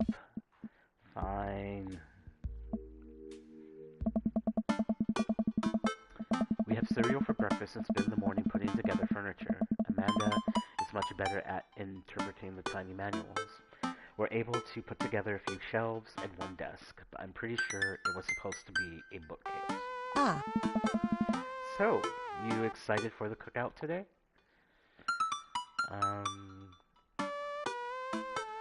If there's food, I'm excited. I'm all over those terrible store-bought sugar cookies that everyone brings to parties. Yeah, those are bad. Which means that there are more for me. Huh? Don't you want to meet some of the people in the neighborhood? I'll probably end up standing uncomfortably in the corner with a plate of food and hope that nobody talks to me. Dad, you're a beautiful work in progress. We need to get that butterfly to emerge from the cocoon. The social butterfly. Well, we better start getting ready. We definitely don't want to be late. Ah. What? No. We You have to be fashionably late. Who shows up to a cookout on time? You know what? We're going early, just because you said that. I head out the door, and Amanda reluctantly follows. We walk across the street to Joseph's house with a store-bought veggie plate. I'm a terrible cook if it doesn't involve a grill. Huh? I guess we're not as early as we thought we were. Joseph's backyard is already packed with people, and the smell of hot dogs wafts through the air. Small children run through a sprinkler, and adults chat in small clusters. I set our veggie plate down on the table next to two other veggie plates. Huh. Hey, there's Joseph. I wave to get his attention. The moment he sees us, he jogs over, arms open wide. Welcome. I'm so glad that you two are here. And you brought veggies. Let me introduce you to my family. Kids, come over here. This is Chris, my eldest. Hi. This is Christian and Christy. They're twins. Huh? They stare creepily and say nothing. Huh? Then, of course, there is our youngest. Are they all just versions of Christopher, Christian? Wait, where's Chris? Maybe Mary put him in his crib? Oh no. Oh wow. Oh no, it's the woman from the bar from the other night. What is she doing here? Oh, and how could I forget my lovely wife, Mary? Hey. Wait a minute. Mary, Joseph, and, they're all biblical names. Joseph pecks her on the cheek. She smiles. Ah, Mary, sweetheart. Did you put Chris to bed? I'll have to go look for him. Oh. What? You have to? Joseph takes a moment and regains his composure. Mary, this is our new neighbor, Jamal, and his daughter, Amanda. I'd shake your hand, but I have a line that I need to tend to. I love her. Nice to meet you, Mary, for the first time. Charmed. Well, I have to go over there now. Mary leaves. Oh God, this is so awkward. I wonder if Joseph knows. I wonder if Mary knows that Joseph knows. I wonder if Joseph knows that Mary knows that I know. It takes all my energy not to run away from the barbecue and start fresh in a new city. My wife has a wonderful sense of humor. But please, you two enjoy the barbecue. All the guys are really excited to meet you. Amanda and I mail around and try some of the food spread out on the table. I pick at some deviled eggs. Amanda grabs a small paper plate and immediately begins piling it with baked goods. I don't want to have to make friends. Come on, Dad. Who are you going to party with when I go off to school? But I don't want to have to do pleasantries. Dad. They're gonna make me talk about weather. Oh. Go do it. Make a friend. But how could I possibly abandon my only child at a social function? That's bad parenting. This plate of cookies is my new dad. Bye. Amanda shoves me into the center of the yard. Well, here goes nothing. I look around the party and I am surprised to see some familiar faces. Isn't that the barista from the Coffee Spoon? Didn't I meet that guy at the bar? Didn't that guy throw a frisbee at my head? Isn't that the guy who was throwing a fit in Dead Gotham Beyond? Isn't that Amanda's teacher? Hey, I know Craig. But wait a second. All these people live in our cul-de-sac? That can't be right. I better investigate.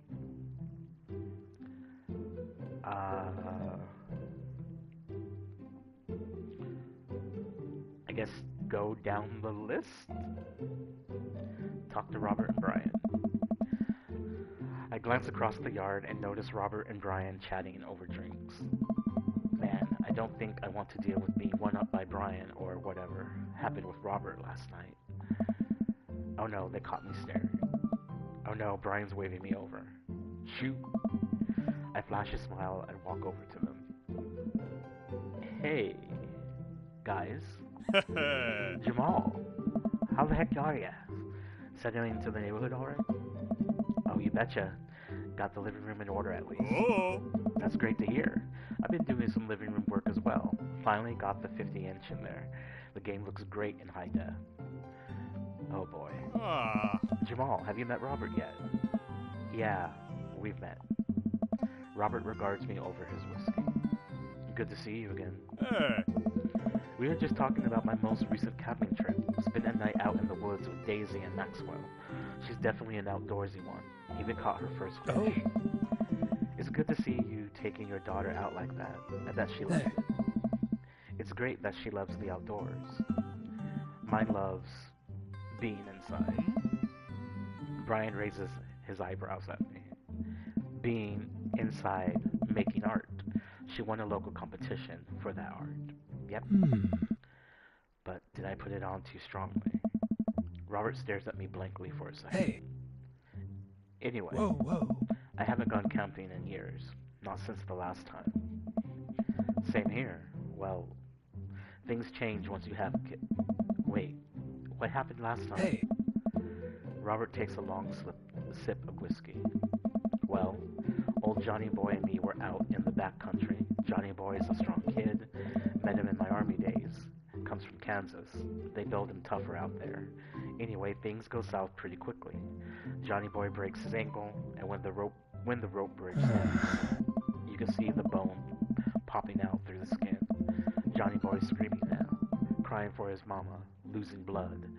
We're 2 days out from the next living soul, and here I am with my dear friend bleeding out in front of me. I'm able to dress the wound, but now I gotta fireman carry a 6-foot, 180-pound man over some of the toughest terrain I had ever seen. I won't lie to you. There were moments during those 2 days when I thought about leaving old Johnny Boy. But you build a bond with your brothers in arms, and that bond may never break. I got that boy back to civilization, but I lost some of me out there. I guess that's camping for you. Brian and I stare in disbelief. Robert takes another long sip of whiskey. Hey. I'm just kidding. My friend John and I went inner tubing down a river and he lost a flip-flop. Miss that kid. Hey. Brian and I laughed nervously. Or am I kidding? Brian and I tense up again. Oh. I'm kidding. Yeah. Whew. Huh. Amanda and Daisy barrel into us laughing. Daisy is holding a paper plate in front of her like a steering wheel. We gotta get off this haunted truck. Oh no, the ghost locked the doors. Alright. Quick, hit the emergency escape button. But trucks don't have emergency escape buttons. Then hit the brake, I guess. And then we'll get out of the truck. Eh?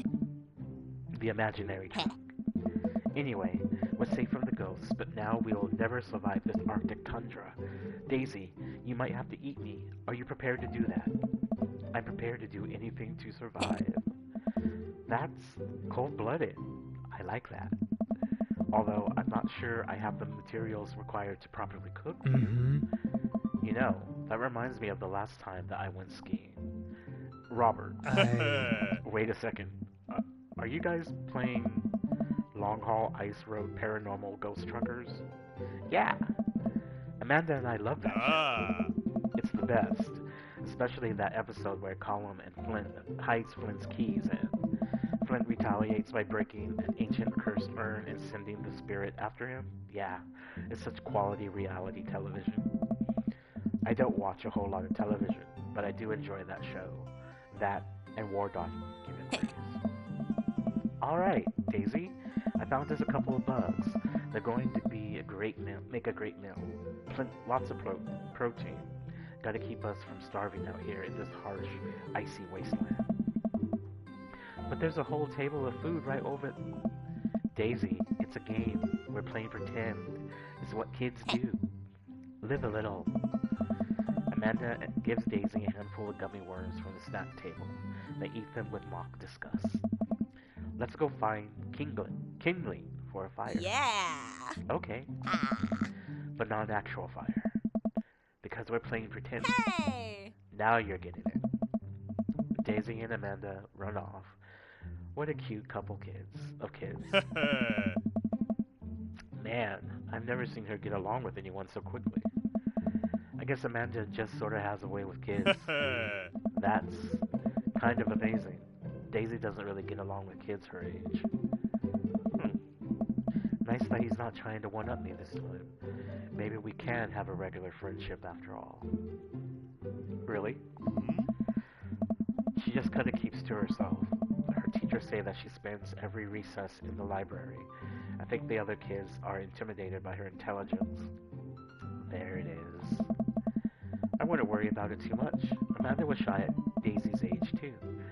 She used to have a habit of crawling under tables and crying every time we took her to a restaurant. She bit people, too. Oh, kids, right? Gotta love them. You're required to by law.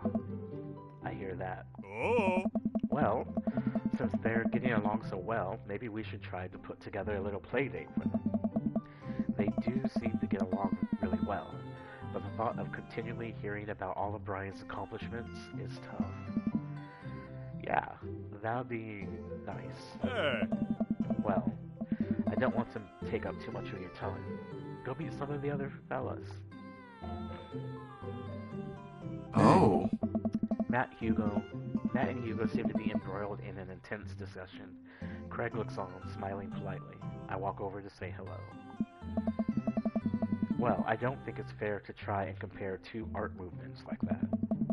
Periods in art only exist because they are unique byproduct of the social and political climate of the time and place, and try to take something like, say, the Rococo period, and compare it to postmodernism in America. You're completely disregarding the context in which a work of art is created. Matt and Hugo seem to be so busy talking that they don't notice me. Craig leans in.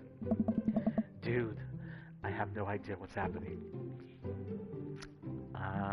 Talk to Craig? I turn my attention to Craig, who seems a little more attentive to my existence. How's resistant training go the other day? Oh. Great. Little River here is a great cheerleader. Aren't you, tiny bro? Craig grabs River's arms and waves them around. Oh. You can do it, Dad. I'm so proud of you. I'm sorry for pooping on you. She must be a handful, aren't they? Nice. Oh, they always are. Bro. But it's so worth it. Craig grabs River's arms again and waves them around. Oh. Also, I'm sorry for throwing up on you, Dad. How are you settling in?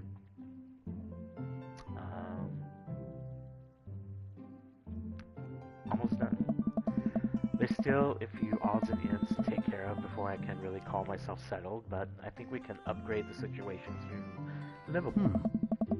We did livable throughout the entirety of college. Yeah, my goal was for Amanda to live the sort of life that didn't involve eating spoonfuls of ranch dressing as a palate cleanser between different types of pizza. She still does, though. Hey, she takes after her dad. Jamal, how are you liking the neighborhood? It's pretty nice. Everybody's been super friendly. Hey. Seems like your daughter is fitting in just fine. Matt points across the yard to where Amanda, Daisy, and another young girl are playing. They're all sitting cross-legged in the grass, picking weeds and weaving them into little flower crowns. It's pretty adorable. The girl I don't recognize jogs over to us. Hey. What is it, sweetheart? It's a flower crown. I thought you would look cute in it. Oh. Well, there's only one way to find out. Matt takes the flower crown and places it on top of his head. Oh. Am I cool now? The girl stares at him, thinking it over. Nope. But you're slightly less uncool than you were before you put it on. Oh. Hey, Jamal, this is my daughter. Hello. I'm Carmencita. Amanda comes over with Daisy in tow. Dad, look, I'm making friends. Are you making friends? You better be making friends. Actually, yeah. Amanda, you remember the cool barista from the coffee shop? And my old college friend and, your teacher? Ah, Oh, hi, Mr. Vega. I didn't realize we were neighbors. Ah! Yep. You still gonna get me that overdue term paper? Aww. Great seeing you. Amanda finger guns her way out of the conversation like a champ. She learned the finger guns move from me. I'm very proud. She's definitely a charmer. Speaking of which, where did my son go? Whoa! Hugo looks around the party. He must finally spot him because his eyes go wide. Whoa! Ernest Hemingway Vega, are you smoking? Oh! Ernest is holding a lit cigarette. Nope. I see Ernest across the way. He casually takes a long drag of his cigarette and then flicks it into a gum. Oh! Unbelievable. Excuse me. Hugo marches over to Ernest, and I turn my attention to Matt and Craig. Kids, right? Man, I do not envy Hugo. The last barbecue we had, Ernest tried to shove a sparkler down Joseph's pants. Nearly burnt down half the yard. And the barbecue we had before that, he actually burnt down half the yard. And then it spread into my lawn and burnt down half my yard too. Nice. Hugo walks over, back to us, practically dragging Ernest behind him. Hey everybody, sorry about that. Jamal, this is my son, Ernest. Hello? Ernest looks away, sulking, his hands shoved deep in his pockets. Hugo nudges him impatiently. Hey, nice to meet you, Ernest. What grade are you in? Does it matter? Ernest? Okay, I'm in 8th grade. God, are you happy now? I'm sure you were just dying to know. Yeah. Good for you. Can I go now? I'm tired of talking to old dudes who blame my generation for the failing economy. Ouch. Ernest. Oh yeah, because I'm totally embarrassing you. Ernest puts earbuds in and storms off to stand in a corner. Well, that was certainly something. He seems nice. Hugo pats his head, puts his head in his hands, and sighs. Oh. I'm sorry. He's having a really tough time. As much as I wanted to be the cool dad, I have to be the authoritarian dad, and he clearly resents me for it. I mean, I think as a dad and a teacher, that is about as authoritarian as you can get. Honestly, are any of us cool dads? Is it even possible to be a cool dad? What? I'm cool as a cucumber. Hey. See, that right there, you can't say that. My kids thinks I'm cool.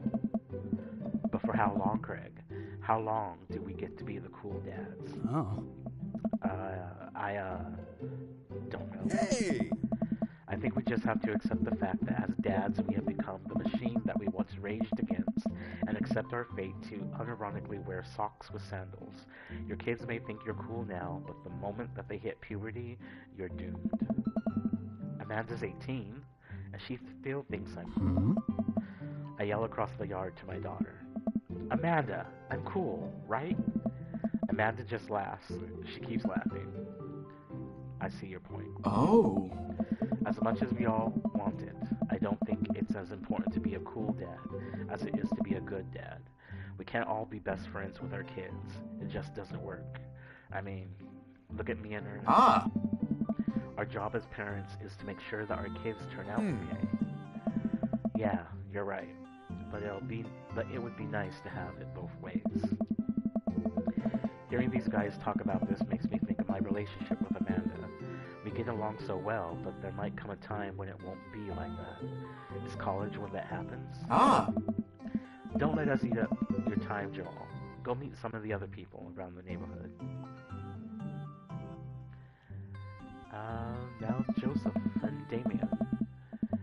I spot Joseph chatting with the guy from Dead Gotham Beyond by the grill. I wonder what they're talking about. I walk over to them.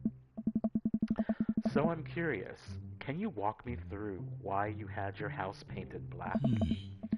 Where do I even start? The house stays warmer in the winter. It provides an artistic contrast to the rest of the neighborhood, and it complements the crimson interior perfectly. Oh. It's definitely an interesting choice. Oh. Thank you. I'm very proud of my abode. Oh. Jamal, I was just having a conversation with Damien here about his aesthetic design decisions. Damien regards me up and down with a warm but critical eye. Ah. How do you do? I don't believe I've had the pleasure. I think I saw you in Dead Gotham Beyond the other day. Damien's face turns bright red. I must apologize for my behavior on that day. You see, I take the goth lifestyle very seriously, and to be caught in a ruse by such a corporation as Dead Gotham Beyond was profoundly frustrating indeed. Huh. I hope you know that while my anger may have been justified, it was no such a way for a gentleman to act. It's okay, man. Do tell me about yourself. Are you new to the area? Yes, my daughter and I just moved in the other day. She was the one I took to Dead Gotham Beyond. Very good taste on her part. Does she partake in the goth lifestyle? I think for a second. I look over to Amanda, who's hanging out with some of the older kids in the neighborhood. Hey, Amanda, would you consider yourself a goth? Amanda yells back. I wouldn't necessarily try to fall under any one specific label, but I guess if I had to choose, I would more describe myself as twee hipster with some normcore leanings. Bats are cool, though. Ah, pity. Are you enjoying the party so far? Oh, definitely. Thanks so much for putting this on. It's nice to be in a cul-de-sac where everyone is so friendly and welcoming. Amanda walks up to the conversation. I also like The Lost Boys a lot. Really good movie. Does that count as goth? That would, my dear. I don't believe... That it would, my dear. I don't believe we've had the pleasure of meeting. Damien Bloodmarch, at your service. Damien finishes the sentence with a flourish and a bow, producing a single rose and offering it to Amanda. Amanda blushes and returns the gesture with a curtsy. My, do you know how to treat a lady? Hello, Amanda. Seemingly out of nowhere, Joseph's twin kids appear and, are they speaking in unison? Whoa! Hey. Won't you come play with us? Come play with us. Forever. Guys, enough with the creepy twin shtick. We talked about this. Christian and Christy slowly back away. Where do you think they got that from? Mary pops into the conversation, wine in hand. I, don't know. Mary takes a long sip of wine. I think I might have taped over a VeggieTales VHS with The Shining. Who knows? She takes another sip of her wine. Where's Chris? Wasn't he with you? You had him a moment ago. He's probably stuffing dirt in his mouth. He'll be alright. Toddlers are pretty resilient. Mary tips her glass at me. Ain't my first time to the rodeo. It's my fourth. I have squeezed 4 little... Sweetheart, would you do me a favor and please find Chris? That would be great. I'm sure he's fine. Mary. Okay, jeez. Mary finishes her wine and wanders off. Dad, can we go now? Lucian. Have I introduced you to Jamal yet? Hey, it's that punk from Amanda's school. Hey, a goth gave birth to an emo kid. Ain't that something? Hey, it's that punk from Amanda's school. I remember you. Whatever. That's no way for a young man to speak to his elders. Be polite. Lucian bows. Whatever, sir. Lucian bows again. Mr. Christiansen, may I have a veggie burger, sir? Coming right up, bud. Are you vegetarian? Yep. Make that 2 veggie burgers. Did you know that some people in the Victorian era were vegetarians? They describe carnivorous type people as bloodlappers. Dad. That's really interesting, Damien. Joseph turns to the grill. Just a hint of a tattoo peeks out from underneath his sleeve. I can't believe I didn't notice it before. It looks like the bottom of an anchor. Whoa, is that a tattoo? Yep. I wasn't always a youth pastor, you know. That's so cool. You want to see my... What? Lucian pulls back some rubber bracelets, revealing a lopsided 666 in black ink. My buddy gave me a stick and poke tattoo last week. I think it's healing up pretty good. Lucian. We'll talk about this later. That's pretty cool. What's the significance of the tattoo? I don't know. I just thought it looked cool. Well, in my opinion, the only reason you need to get a tattoo is because you want one. Careful though, that number carries weight. Man, Joseph is way cooler youth pastor than I thought. I just figure youth pastors popped out of the womb with a Bible. I wonder what he did before preaching. And without further ado, let's work some magic. Joseph closes his eyes, takes a deep breath, and gets to work. With the greatest of ease, he sets patties on the grill, flourishing as he flips his spatula in the air. It is easily some of the best grill work I have ever seen. You guys think this is my first time in front of a grill? He's working faster now, effortlessly tossing cheese onto patties and perfectly grilling onions on the side. One after another. The dads notice and crowd around Joseph to admire his masterful technique. You probably didn't know this, Jamal, but Joseph's known around here for his grillmanship. He's ungrillable. Hey! I've tried to get on his level, but I just can't catch up. Hey! Let us keep studying. He has a rare quality about him. Mustard, we keep talking about this. Can't we just appreciate the artist? I've never seen him make a mistake. Okay, we need to stop this. This is getting too cheesy. Please, stop. All the children at the party boo the glorious display of puns in unison. Nice. Alright guys, the food's ready. Please form an orderly barbecue. Amanda groans, and we all grab our food and hang out enjoying perfectly cooked cheeseburgers. Man, it's so wild how all of us dads live in the same cul-de-sac. Kinda nice, isn't it? It feels like there's a real community here. Totally helps when you are just a single dad trying to raise a kid. We're happy to have you here, man. I think you're going to like this neighborhood a lot. Plus, Amanda seems to be getting along with all the kids. If she decides to get into the babysitting game, she would make a killing. Hey, why don't you add us all on Dadbook? Dadbook? Yeah, it's a great social network for dads to keep in touch with one another. We're all in on it. We're all on it. So if you ever need to reach out to anyone, that is the simplest way to do it. Sorry, I'm just an old-fashioned dad. Social media goes over my head sometimes. Don't worry, Pops. I'll help you figure it out. The rest of the barbecue goes smoothly. We all trade stories and drink beer as our kids play on the lawn. Amanda breaks up a fight between Carmencita and those weird twins. I think they wanted her soul. Amanda and I walk back to our place as the sun sets over the neighborhood. Pretty fun party, don't you think? I mean, I got a burger in me, felt like I was networking. We could have been playing Paranormal Ice Road Truckers.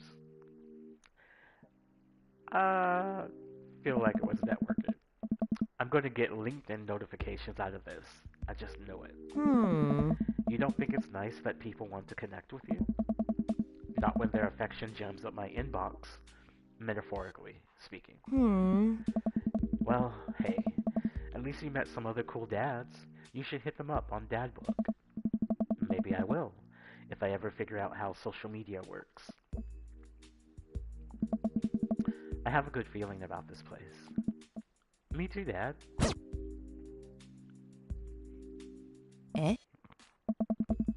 Amanda and I arrive home. with the remnants of our veggie plate. Hmm. Seems like nobody was really into cauliflower. Any big plans for this evening? Huh. Actually, yeah. I'm going out with some friends. Oh, Hmm. is that okay? Of course. Just keep me posted. And be home before midnight.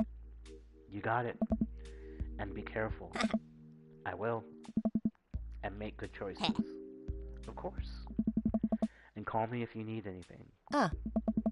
Dad, you're not going to do the thing where you wait silently for me to come home in the living room with all the lights off, are you? What? No. I've never done that, and I never will do that. Okay. Do you have plans tonight? I my plans were kinda to eat ice cream and watch TV with Amanda, but I'll find something to do. I'm gonna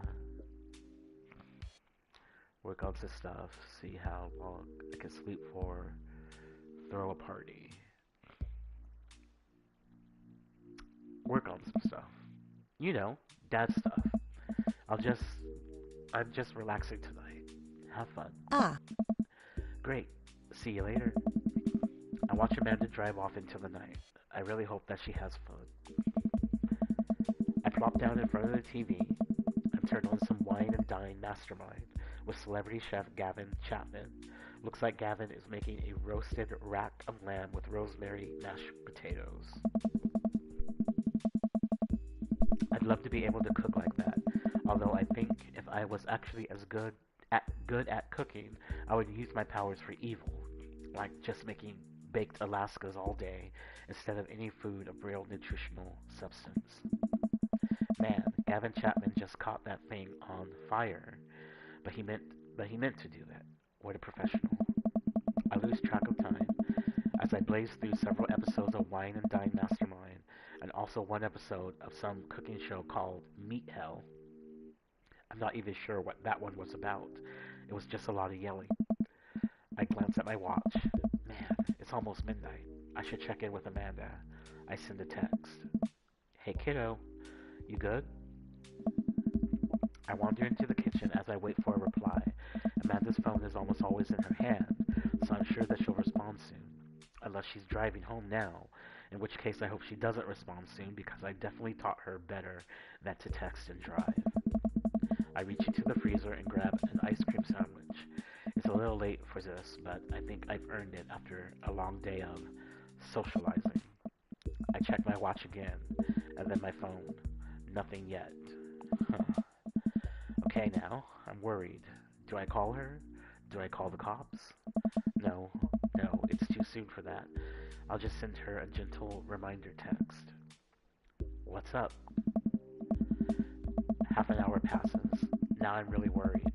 The episodes of Gavin Chapman's Meat Hell are not only not assuaging my anxiety, but possibly exacerbating it with all the yelling. So I keep pacing around the house, waiting for her to come back. Why didn't I find out where she was going? Who she was going with? Why don't I know any of her friends' phone numbers? Why don't I even know any of her friends' full names? Who is Emma P? I decide to send her another text. Amanda, please text me and let me know that you are okay. I can't help but think of all the awful things that could have happened to her. Oh, thank God, it's her. Amanda opens the door and shuffles in. Finally she's back home. I'm glad that she's okay. Sup? Sweetie, thank God you're Oh. safe. Yep. But now that I know she's okay, I'm really mad. Why didn't you answer my text? Amanda pulls her phone out of her pocket. Oh, whoops. Guess I didn't see those. She starts to walk to her room. Amanda Ann. Whoa, we're pulling out the middle name now? Amanda, you came home an hour and a half after your curfew, and you didn't respond to any of my texts. You really freaked me out. I was about to call the cops. Dad, you're seriously overacting. You're not going to be like this when I go off to school, are you? I have a right to be concerned. You're my only daughter. Well, can't give you a play-by-play of everything I do all the time. I'm 18. You shouldn't even be giving me a curfew in the first place. I sit down on the couch and put my head in my hands. I feel very tired all of a sudden. You really scared me. Just, please don't do that again. Alright, I'm going to bed now. Amanda closes the door to her room, and I head to mine. Jeez. As I fall into sleep, one thing she said keeps echoing in my mind. You're not going to be like this when I go off to school, are you? I definitely didn't sleep well last night. I brew some strong coffee and make some scrambled eggs for Amanda as a peace offering. She eventually wanders into the kitchen. Hey. I thought about what you said last night. I should have texted you. I said I was going to do it and I didn't. I honestly just didn't even think about it. I'm really sorry, Pops. I won't do it again. Well.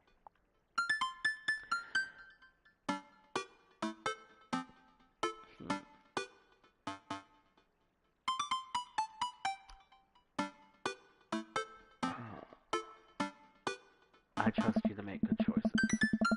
I also thought about it, and I'll try to give you your space from here on out. I gotta trust you that you can take care of yourself. Team Thomas. Team Thomas. Amanda gives me a hug. Want some eggs? You know it. Sprinkle some cheese on them? Already did. Yeah. Bless you. Amanda scarfs down the eggs in the time that it takes me to wash the pan. Alright, I'm off to school. Smell you later. Wait, one more thing before you go. What? What's Dadbook? Oh. It's a social media platform. Wait. What? What's a social media platform? Dad, I have to go to school. Come on, Amanda. I'm an old man. I can't put together a Dadbook profile on my own. Alright, I'll help you sound interesting on the internet. Amanda spends the next couple minutes setting up my profile on Dadbook, which, as it turns out, is a place where dads can get together and talk about fatherhood. Alright, Pops, we gotta fill out your profile. Let's get some likes and dislikes. On a Friday night, you are most likely to polish and sort my coin collection, Netflix and grill, falling asleep watching the History Channel, torment my children with dad puns, sink into blissful oblivion.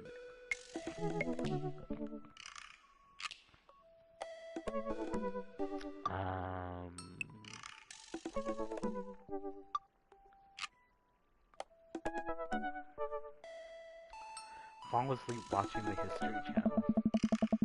If you had one thing to take with you on a deserted island, what would it be?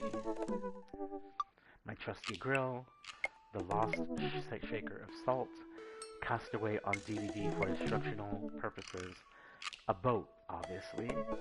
I don't need anything, my survival skills have trained me for this day.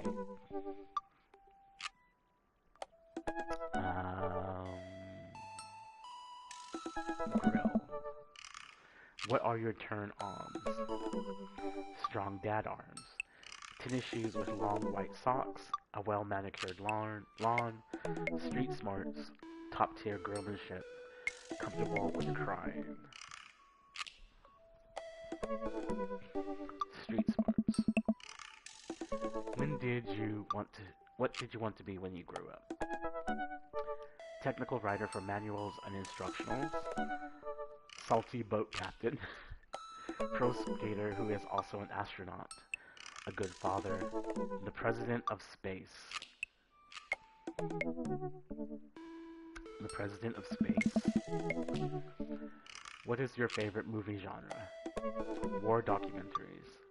Sean Connery's entire filmography. Anything on Laserdisc. Romantic comedies. Whatever makes me cry. Old comedies that haven't aged well.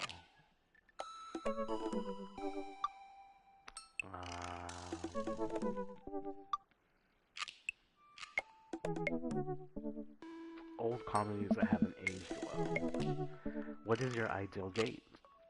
napping together, doing a 1,000-piece puzzle together, eating a healthy dinner at 4 p.m., trying to geocache but getting hopelessly lost, arson, being emotionally vulnerable.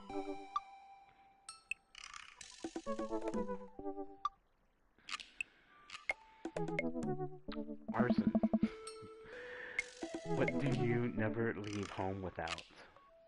A sensible cardigan, my sick vape, my book of word jumbles and a pen, a cool knife, my crippling low self-esteem.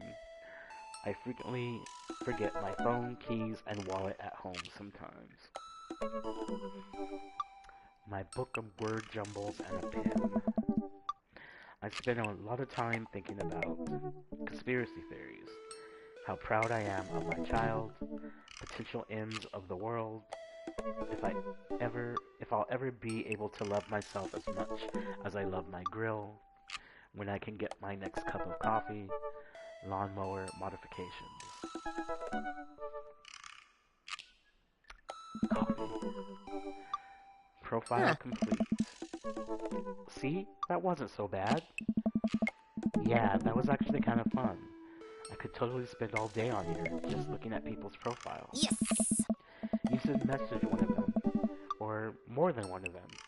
All of these dads seem pretty interesting. Okay, I promise I'll make some friends. Amanda gives me a hug. Nah.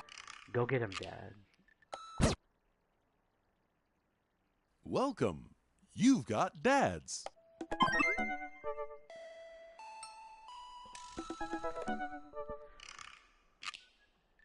And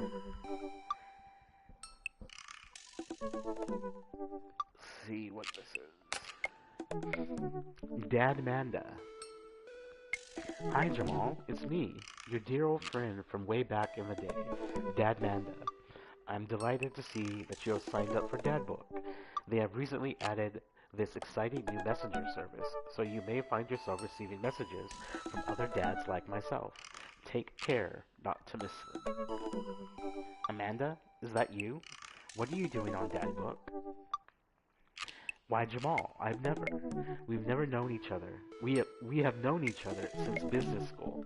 How could you possibly confuse me for your amazing and talented and easy to buy things for a daughter? Though I am, of course, flattered. You should buy Amanda more things. Amanda, you know I didn't go to business school. I barely even managed to get my degree. Wait. No. Wow. I didn't say that. You never heard that. This is gold. I was a great student, I swear. I graduated at the top of my class because I worked so hard and I ate my vegetables. Totally holding on to this for later. Wait, do you even remember what I majored in? I declined the comment. Cool.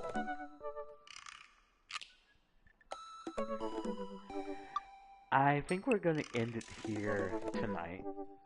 I guess the next thing I do is pick one of these guys to message. And we'll do that tomorrow. So, thank you for watching, and coming with me on this journey of this game. I've never played a game like this before. It's interesting. I'm liking it. It's, really interesting.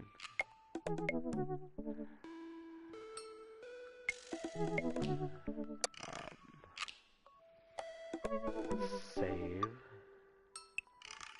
And we will quit. I will be back tomorrow, and I hope you come and join me. Till then, have a good night.